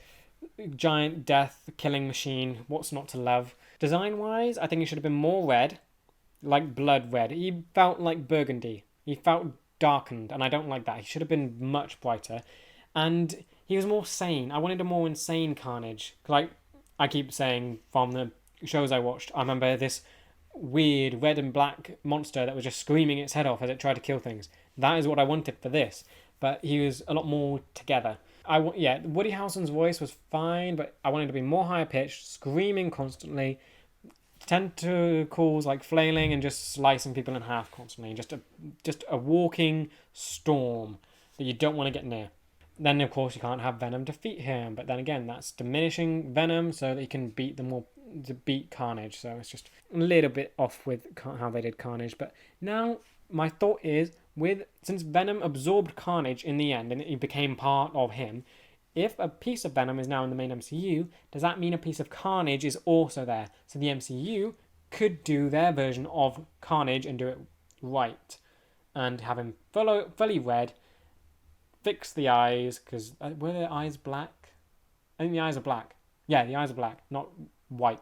So I can fix the design and actually fix what he's meant to be like. So that could be cool. I'm going to do Moon Knight next. I love Moon Knight. Moon Knight is S tier. How deep they went into the mythology and lore of it, I just love it so much. Because going into it, I always knew Moon Knight was a type of character. If you didn't know if he was insane or if he actually had superpowers. I think they actually handled that really well with the whole asylum scene. Even the little nod to Dr. Arthur Harrow, because in the comics he's called Dr. Harrow, and they actually put in Dr. Name even though they changed the character a lot. Khonshu, perfect, love the design, love that this again was going fully into the whole comic weirdness, and I love it so much. I like that they teased I'm going to get the name wrong, it's Jack or Jake? Jack Lockley? Whatever, I'm going to call him Lockley. I like that they teased him. I will say I really like Layla's character, Scarlet Scarab. I think that was a really refreshing sort of introduction, where you had this character who was perfectly capable on their own without superpowers, and then when they got them, it sort of enhanced them. I like that. Well, I will say it was weird that she was completely able to use her abilities immediately off the get-go. That didn't seem to be a problem. And like she was flying and being perfectly suited in the suit when that didn't happen with Steven, so it felt a bit weird. But again, they introduced her in the final episode, which probably was a mistake in itself. They should have done it and made her Scarlet Scarab beforehand to give her time to train and make it more believable. But hey, it still turned out good. Doctor Strange. Where does Doctor Strange want to go? Right, I'm fighting my bias for Wanda being a main character over the quality of the movie. It's definitely not a C or D movie. I wouldn't put it in any of them. I still enjoyed the movie. It's an A. It definitely had faults. I can't lie, I loved the screen time Wanda got. Loved that they didn't do enough with the powers. They did a few bits, but it was very still. They kind of forgot the post-credit for WandaVision, where she was astral projecting while also staying conscious. They basically just left her with her glowing telekinetic stuff, few bits of magic where she was crawling out of the wall and dealing with the mirror dimension, and a few reality warping stuff. Other than that, they didn't make her conjure spells. We didn't get to see, but she summoned a demon thing, but it would have been better to see that. Yeah, it would have been cool to see her summon weapons, but she basically just stuck to what she already did. Because Doctor Strange Multiverse of Madness had the potential to top the scene in Infinity War with Thanos versus Doctor Strange. You have two super powerful sorcerers who can conjure whatever at will, yet they didn't do it. Plus the way they defeated Wanda, I think it's okay-ish, getting her to recognise what she's doing wrong and sort of break her out of the hold of the Darkhold. Was it okay done? It's weird to think about. Definitely Doctor Strange was sidestepped again. This is becoming an annoying thing with Marvel, that they're sidestepping the main character to push someone else. This was not Doctor Strange's movie. It was Wanda's and America Chavez's. It was not Strange's. He did very little. He basically pushed America Chavez forward. That was his role. To push her to become the main hero. That was it. He didn't even have a fight scene with Wanda. That's what everyone was looking forward to. Him having a full-out magical fight scene with Wanda, and it didn't happen. I do like America Chavez. She seemed pretty good in the film. I loved how they did her portals. I was very worried about how they were going to make the portals, because they look insane, but they actually do really well. Wong, I will always love Wong. Wong's the best. I'm going to call him Wongers forever because of She-Hulk. That's one of the one things I like about She-Hulk. Episode 4 with Madison King. That was good. And like all the Wong-centered stuff. He's amazing. He's great. But my theory is Wong is probably going to die at some point, because Doctor Strange is going to eventually become Sorcerer Supreme, and that can't happen without Wong kicking the bucket. So that's going to be very emotionally draining thing. But yeah, they really need to level up Doctor Strange. And my problem with this movie is it's called Doctor Strange in the Multiverse of Madness. He went to 2 universes and it wasn't madness. It would have been better titled Doctor Strange Enter the Multiverse. That would have been better because it's his first experience with the multiverse, gets people hyped because it is multiversal stuff, but it doesn't promise that the actual entire multiverse is going to be in complete and utter chaos. It would have been if the Scarlet Witch had been unleashed onto it, but she didn't. She never left that universe physically. Actually, no, she physically left once into 838. They could have done a whole lot more there. I think I read somewhere that Scott Derrickson's idea for it, before he sort of stepped back, was have Nightmare as the main villain, and that seems like it would attract a lot better. Having Wanda as a central villain, I think, was a bit of a mistake, because again, it's not her who's the main villain. It's Chthon using her. It's his Darkhold that has made her this way. If the Darkhold wasn't a part of it, she wouldn't have been this way.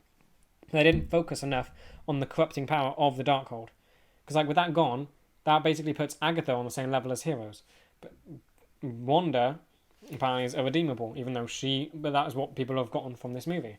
I think the fight scene with the whole Illuminati kind of was wasteful, a little dumb. Mr. Fantastic is way too smart to say that, to give away Black Bolt's powers. That just was a fact of the writer not realising what they were doing. But again, Michael, I think the writer had like 3 weeks to write this thing. It was during the whole rush thing of Marvel. I blame the guy, who I forget the name, who has been fired from Disney recently. He caused all of this mess. If he wasn't there, Doctor Strange would have had more time. Because my idea for it would be keep the whole dream thing, have Nightmare be the main villain, and him feeding off nightmares. Because then we know that nightmares are basically the variants of yourself in chaos, basically. They're dying, they're in nightmares. That would be what happens if Wanda got through. Nightmare would be pushing her to get through everything. He maybe gave her the Darkhold. He's pushing her to go through all this, become chaotic, and then all the variants are in chaos, and then Nightmare is the main villain. That way you have a actual villain to focus on, not Wanda, who either way is going to end up doing this. But again, it's not really her, it's the Darkhold that does it, and people don't understand that enough. I do like they finally settled the question who would win, Captain Marvel or Wanda, and it was Wanda. I love that so much. Yeah, that was what I think of the movie. It's okay. I would rewatch it, but I get a lot why it's a big downgrade from what we've had so far. But yeah, it's not the best. Next up, I will do Miss Marvel. I'm honestly surprised about how much I like this show. It's definitely got faults. I think that's from maybe some rewriting or COVID or whatever. I wouldn't put it in S tier, but I liked it way more than I thought I did. I think the main problem was the final 2 episodes. It was the lack of the villain. Najma died and it just left the show without any antagonist. I think the only antagonist was like the government, which was just they didn't set them up enough to be all Kamran, which they didn't set either up enough to be a good villain for the show. Najma had that backing, but then she died. But yeah, I really like Miss Marvel. I loved her. She reminds me so much of one of my cousins. Just her personality. Iman Vellani stole the show, and I know that she's going to be amazing in the Marvels. And that's one of the reasons I'm hopeful for the Marvels. That you have Monica Rambeau and Miss Marvel. They're going to carry it from their personalities. And hopefully that will rub off on Carol as a character, to give her more personality to bounce off of these two. Otherwise, it's going to be focusing way too much on them and not actually Captain Marvel. But yeah, Miss Marvel, utterly fantastic. Really enjoyed it. Just a lot of fun. I loved their art style, where they had it, her drawings came to life sort of thing. She basically embodied the character from what because I was hoping that, because I was really worried that they were going to miss it, because I remember from the little cartoons I watched, she basically was a super fan. Whenever she got near a superhero, she'd take a selfie with them. She would obsess over them. They captured that perfectly. It was so cool. So yeah, I really love Miss Marvel. Next up is Thor Love and Thunder. Nope, you're going down here. I really didn't like that one. I mean, when I came out of the cinema, I thought it was okay. I liked Jane Foster's storyline, where they actually kept it close to the comics with the breast. I think it was breast cancer. They didn't actually say which cancer it was. In the comics, she had breast cancer, and then she died. Did she die of it? Yeah, she died of it. And then they actually did kill her off in that one. But we know she's going to be back as a Valkyrie, probably. Or back as Mighty Thor. We don't know. But it felt too silly. You went from Thor Ragnarok, which was silly and funny and good. Then you went to Infinity War and Endgame, where he went through so much and became a lot more serious, to Thor Love and Thunder, where it sort of backtracked and all of that, and it felt like they were trying to recapture the magic from Ragnarok, which I think was just a mistake in itself. It should have been something on its own. Dealing with what just happened with Thor, feels like they were trying to sidestep all his development from Infinity War and Endgame, and just deal with basically coming off of Ragnarok. There's the one scene that I remember, and it just, I think a lot of people have issues with it. It's Mighty Thor, so Jane, going against Gore, and she basically says, "Eat my hammer," and it was just dreadful. Compare that with Infinity War Thor, it's just dreadful. And visually, it's striking. I'd best describe it as a unicorn barfing on a rainbow. It was just not great. This is probably going to be quite controversial with what I think, how to fix it. Gore, I think, was a mistake casting Christian Bale. When you cast an actor as good as him, not saying he isn't good, he's a brilliant actor. When you cast someone as good as him, you want him in a role where you can see his face, and you don't want to CGI stuff. You want him free to work, and you want him to be able to work as freely as possible. So you don't want to cast him for a CGI heavy character. So why on earth would he be on your radar to play Gore the God Butcher, who is a beastly sort of thing? So if you cast him, first of all, you're going to have to redesign him a whole lot, and he's going to become way more human. And at that point, why not just cast him as a human? Then, story-wise, Gore, just travesty. He is not Gore the God Butcher, he's Gore the Kidnapper. He literally just, all he does in the film, you see him, I think, kill one god. That's it. And then, nothing. The sword isn't even connected to Null, which I was really hoping for, but I think that's a whole Sony issue, which, again, I won't blame the filmmakers or whatever, I'll blame the copyrightness. But I would have loved to, I really want to see, because Sony and Marvel don't just need to connect through Spider-Man, they should be connecting through everything. I would have loved to have seen a shot of Null slicing the head of a Celestial forming nowhere. I would have loved that, and then his sword basically falling into the hands of Gore, and then Gore going on his rampage. I would have loved just they had a montage of Chris Hemsworth workout, but they didn't have a montage of Gore going around killing a load of gods. That basically, that shows you that it's a comedy film, and not even that funny of a comedy. I think every laugh I had during it was kind of forced. Like, oh, there's a joke. Oh, I should laugh along. It wasn't something that I truly wanted to laugh at. Thor Ragnarok, I truly wanted to laugh at basically everything. Love and Thunder just felt so off. I will say I did like what they introduced with. I didn't like Omnipotent City. Zeus is a big downgrade. I don't want to talk more about Zeus. It's just sad. Hercules is promising, so I'm hopeful for that whole thing. Thor 5, get a new director, get new writers, have it a giant Thor movie with Thor versus Hercules. Leave it at that. You can literally just see two titans clashing in that, but I don't want it to be a comedy. I want that to be super serious.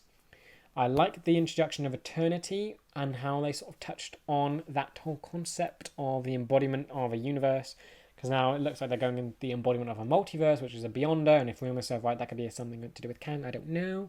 I hope Eternity isn't done. I hope either Eternity has become Thor's daughter, Love, or he's wandering around somewhere now that he's free and a piece of him has become Love. I don't know. I hope they bring that back and they don't waste something as cool as that, because with Eternity, you get Infinity, you get another one, and you get Mistress Death, you get the Living Tribunal, you get all these big cosmic beings. So if they're just turning Eternity into a Wish gimmick thing, that means they might ruin all of the other ones. If they add more to Eternity, then fine, all the other ones are probably good. But that was my other problem. Eternity just turned into a genie lamp. We're granting a wish. And with that thing, since Thor knew about it, why didn't he use it to bring back all the dead people from Infinity War? Why didn't he use it to bring back anyone? Why didn't he use it to bring back Black Widow? It's just, I don't like it. It was just a mistake using that as a wish granting thing. So going on, after Thor Love and Thunder comes She-Hulk. Really hated She-Hulk. I mean, I've tried to, you've seen my reactions. If you don't know, I've done a reaction on the channel. It was one of my first reactions. I tried to stay positive through it. I laughed along at some stuff. There is some stuff I liked. I really tried to enjoy. I really tried to like the show. I tried to think of the ways it could do it and like ways it could progress. Because in the comics, I really like She-Hulk. She is a fun and like cool character, but they just really ruined her in live action. She becomes ungrateful. She becomes just a mess. And like, I get the whole trauma from the Hulk thing, but the way she tries to compare herself to the Hulk just falls flat. He has gone through so much more than what she has, and yet she's trying to say that she's better. What they could have done is say that Hulk's gone through more trauma, which is why he's better at controlling his anger, and that there's no way to compare your trauma to his, and that is why you can control yours better, because you haven't had to deal with much as he has. Simple answer. But no, she has to deal with more trauma, apparently, than the literal Hulk, and that is the reason why she can control it? That she's had to deal with more anger? No. I will say I like the side characters more than She-Hulk. Madison King, loved. Wong, loved. Titania, I did like her. I think she has potential because she's got connections to Doctor Doom in the comics. The fight scene with her and Titania was a bit ugh. But again, potential. She's a super powerful person. She'll probably be back since she's a super powerful person. She'll be in like Avengers or something. But yeah, they have room to give her a cool costume, like a wrestler's outfit. It wouldn't be hard to just add some spikes to whatever it is she's wearing. She wears loads of crazy stuff anyway. The ending was just... I don't even want to think about the ending. It makes me angry. Because there was no climax to anything. The storyline is pointless. They're built up to nothing. The story basically amounted to her becoming She-Hulk. That was it. Nothing else mattered. There was no, like, overarching story whatsoever. She's just She-Hulk. You could have done that in a presentation or a special or just a clip from any other random Marvel show. Just have her become She-Hulk. That was all you got from this show. Everything else was erased. Abomination, I don't even want to get started with because I like villains being villainous and not goofy yoga instructors. Hopefully they can fix him. I hope that in whatever he shows up next, he's in Carnage right now. Hopefully some magic goes wrong and turns him into a more monstrous thing, or at least changes his personality to become more monstrous. Daredevil. I get that it's a comedy, and that's why I'm kind of staying lenient on Daredevil's whole presence in that. It was a comedy, it wasn't serious, and that's why he was different. So I'm gonna lay off my criticisms of Daredevil on that show. If in Echo and Daredevil Born Again he is like that, then I'll be livid. But if he's so basically I'm giving She-Hulk a freebie for the Daredevil thing. They brought him back, that's fine. But if he carries on in that goofy way for Echo and his own show, then I'll be annoyed because I want him to go back to serious, brutal Daredevil for those two things. If that's done, then that's fine. Then I can accept that he was a bit goofy in the comedy, but in the things that are strictly not comedy, then he's got no excuse to be like that. So that's Marvel's real test to see if they can actually get Daredevil right. So now I'll actually do the series of Daredevil. That's an S tier thing. I love it so much. It's so dark and brutal, and it's just serious. This is what we need: some MCU equivalent stuff with a higher budget that actually knows how to do dark characters. He was just perfect. And I think the closest thing the MCU have done to him so far with that kind of budget was Moon Knight. But again, Moon Knight, comparatively, they're nothing. He's just the most similar out of everything. But yeah, Kingpin, everything about the Daredevil show is great. Even my mum loves it, and she's not really into that sort of like dark thing. She loves all the happy, bright stuff. She loves Daredevil. It's just a show for everyone. I love it so much. So Marvel's going to have such a difficult time making Born Again, knowing how they have to live up to that. So... yeah, that's going to be fun to look forward to. I'm just getting depressed now from knowing Marvel have to deal with all this. Because, yeah, it's the writing and the rushing that's gone down. I blame Disney guy. With him gone, hopefully things will get better. Jessica Jones, I really liked. I won't put it in S tier, I'll put it in A. I think it falls a little flat across the next couple seasons. I really like Purple Man. He was quite good. Hellcat, I think... yeah, I don't have strong feelings towards, but I would call it just under Daredevil. I would put it in line with these sort of shows. Rumour has it she's coming back, and I will absolutely love that. She's been teasing it as well. She's been wearing a Daredevil top while working out or something. She's been working with Elizabeth Olsen on Love and Death, so there's a connection there. She recently posted something with the guy who played Luke Cage, so that could be something promising. So I would love for her to come back, because it just fills out the Defenders and more Netflix shows and getting all these people who've been Marvel characters back into the main universe. Iron Fist, my enjoyment of Iron Fist, I'll put low. It was okay, but I think I preferred Colleen Wing, honestly, in that show. I think she sticks out in my mind. I watched these shows a while ago, but I'm going off memory now. Just what stuck out to me. And Colleen Wing definitely stuck out way more than Danny Rand. I think they got the origin right, but he didn't use his powers enough, because he's really the only one that uses a whole lot of cool VFX CGI sort of thing. And his one, they would probably want to save on the budget for. So I don't think he used that enough. But yeah, so I just feel like there's not enough to talk about with Iron Fist. Hopefully they can do him right. And Shang-Chi sequel, get him back in there. Have him team up with Shang-Chi. And yeah, they can easily do so much with Danny Rand, because he's a really cool character. Luke Cage, I'll put it above. I don't remember a lot of it. I think I did get quite bored during it. I don't know why.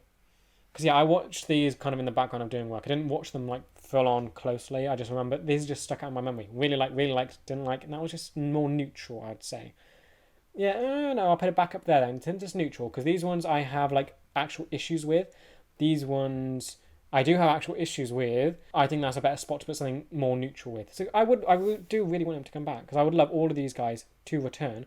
Maybe you could do with a recast. I don't know. I heard rumors that he didn't like train that much, considering his character is a very, what's the right word?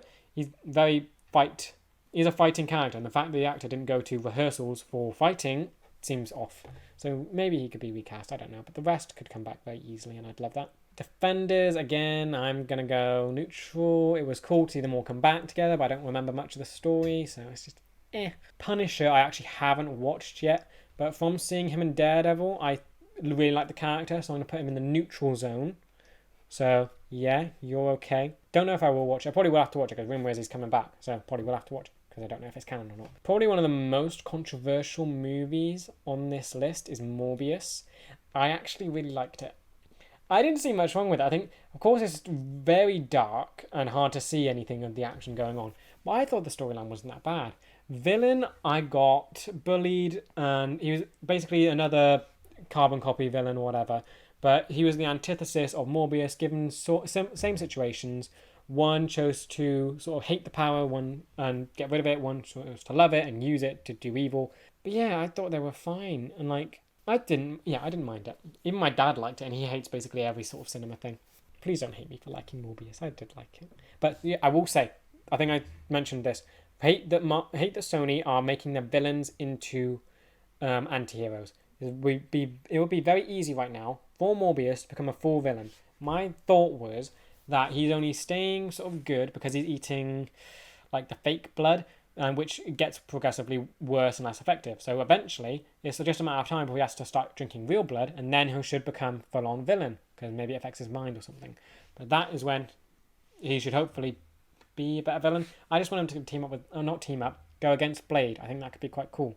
Living vampire versus the Daywalker. I think that's what his name is. But that could be quite cool. But yeah, the whole Vulture thing with the multiverse, that was just odd. I don't like the post-credits. The post-credits were very much Sony just trying to affect their own movie. It was overhead and stuff like that. It wasn't anything to do with what was going on.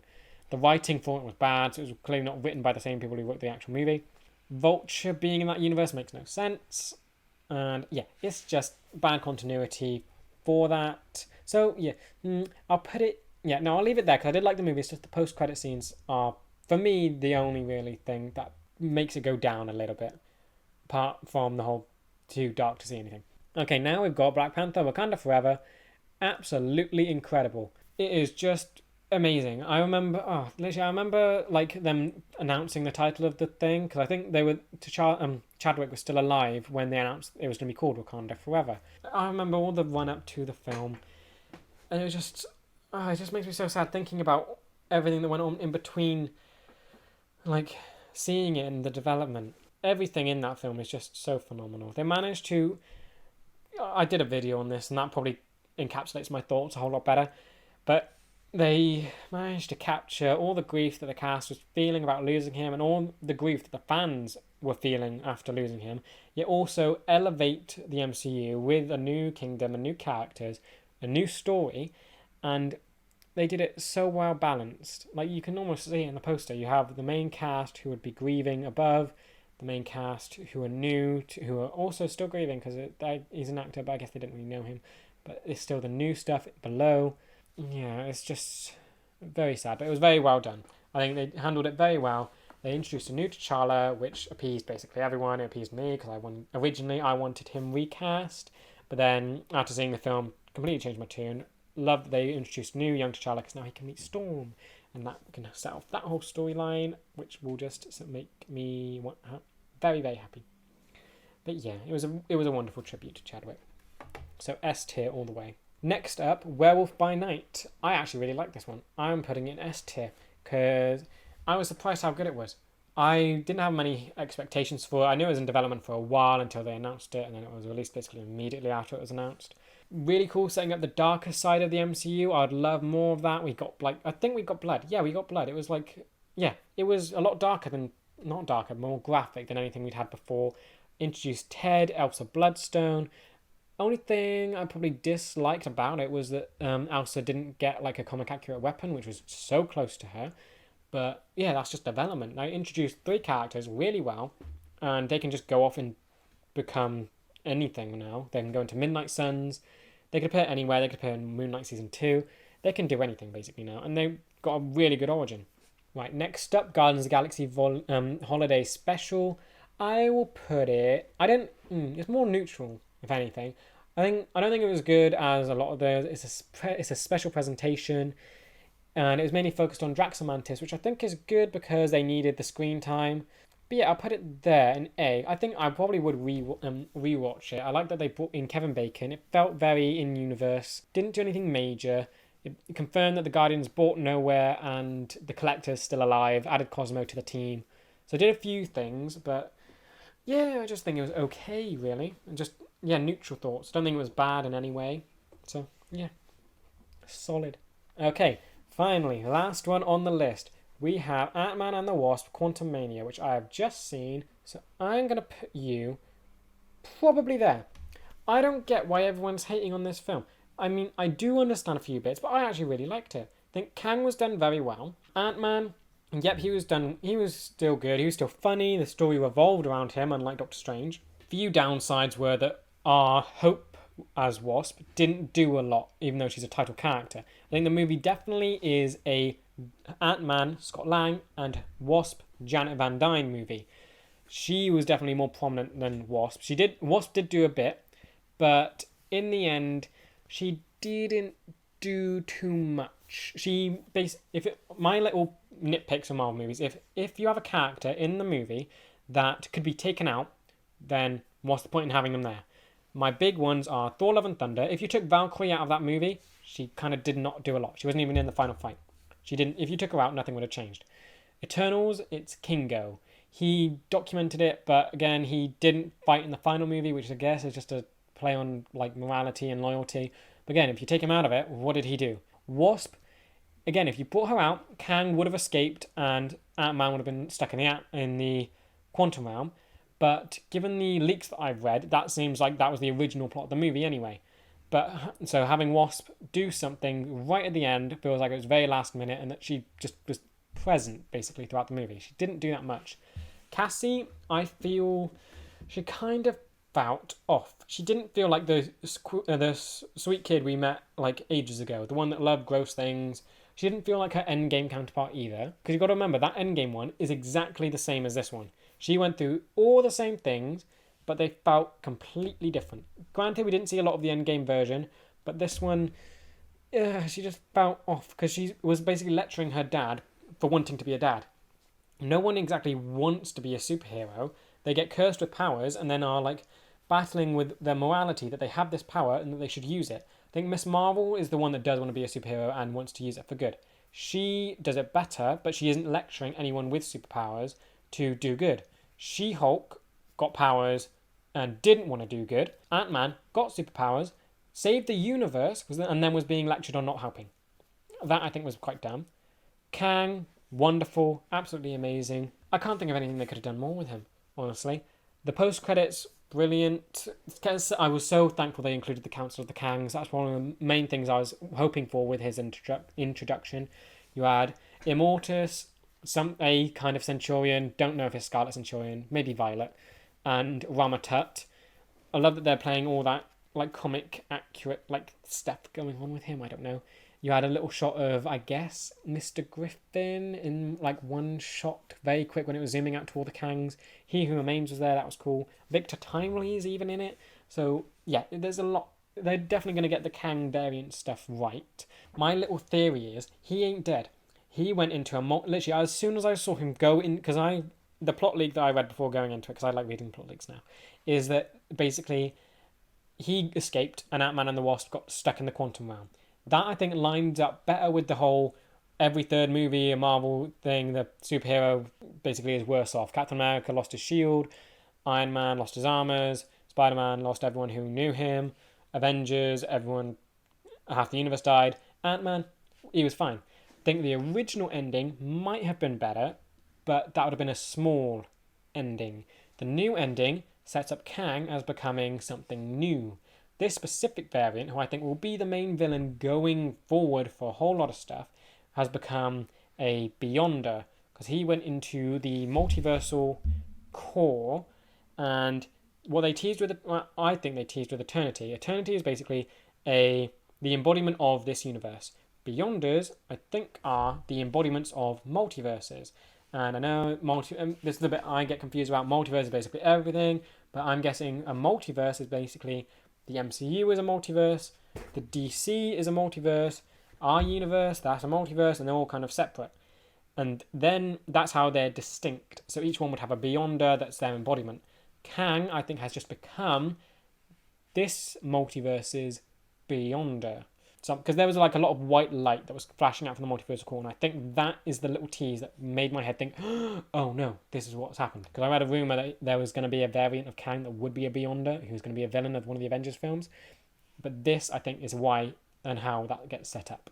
Loved Hank in this film. He was funny. He didn't seem like grouchy and serious as he used to. Loved his whole thing with the ants. His walk-in was so cool when he came through. Just had the army of ants that just took over everything. Janet, I loved the scene with her in the quantum realm where she was stood up to Kang, where she had her old Wasp suit on. Love that we got to see that again. Then I think the last thing in this one is MODOK. I did like MODOK, I will say that.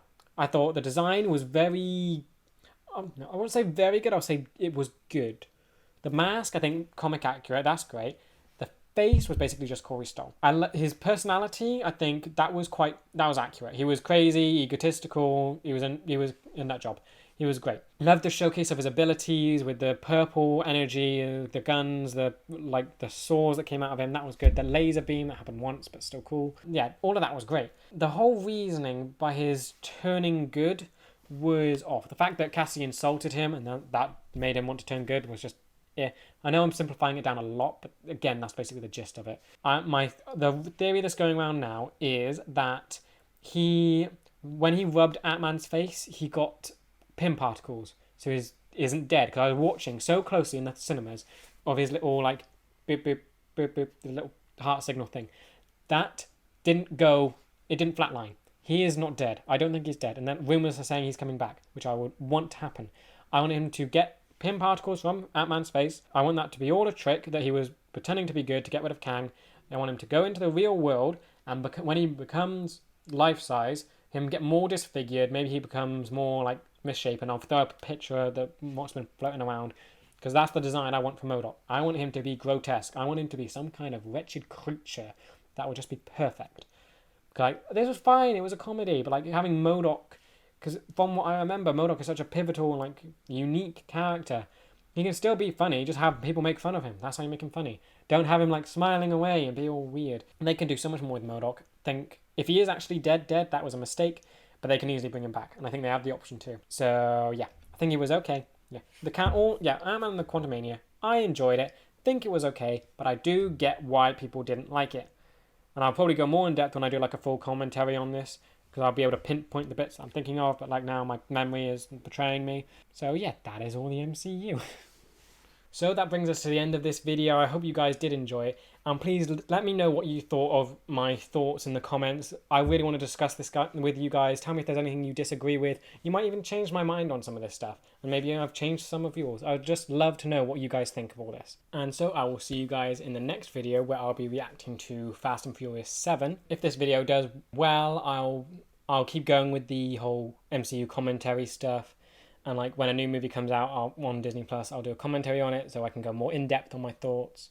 If you did enjoy the video, like let me know, because then I can, if you want me to, I will go through like the entire MCU and do all my thoughts on all of it. Yeah, so yeah, I just hope you guys enjoyed, and I will see you next time.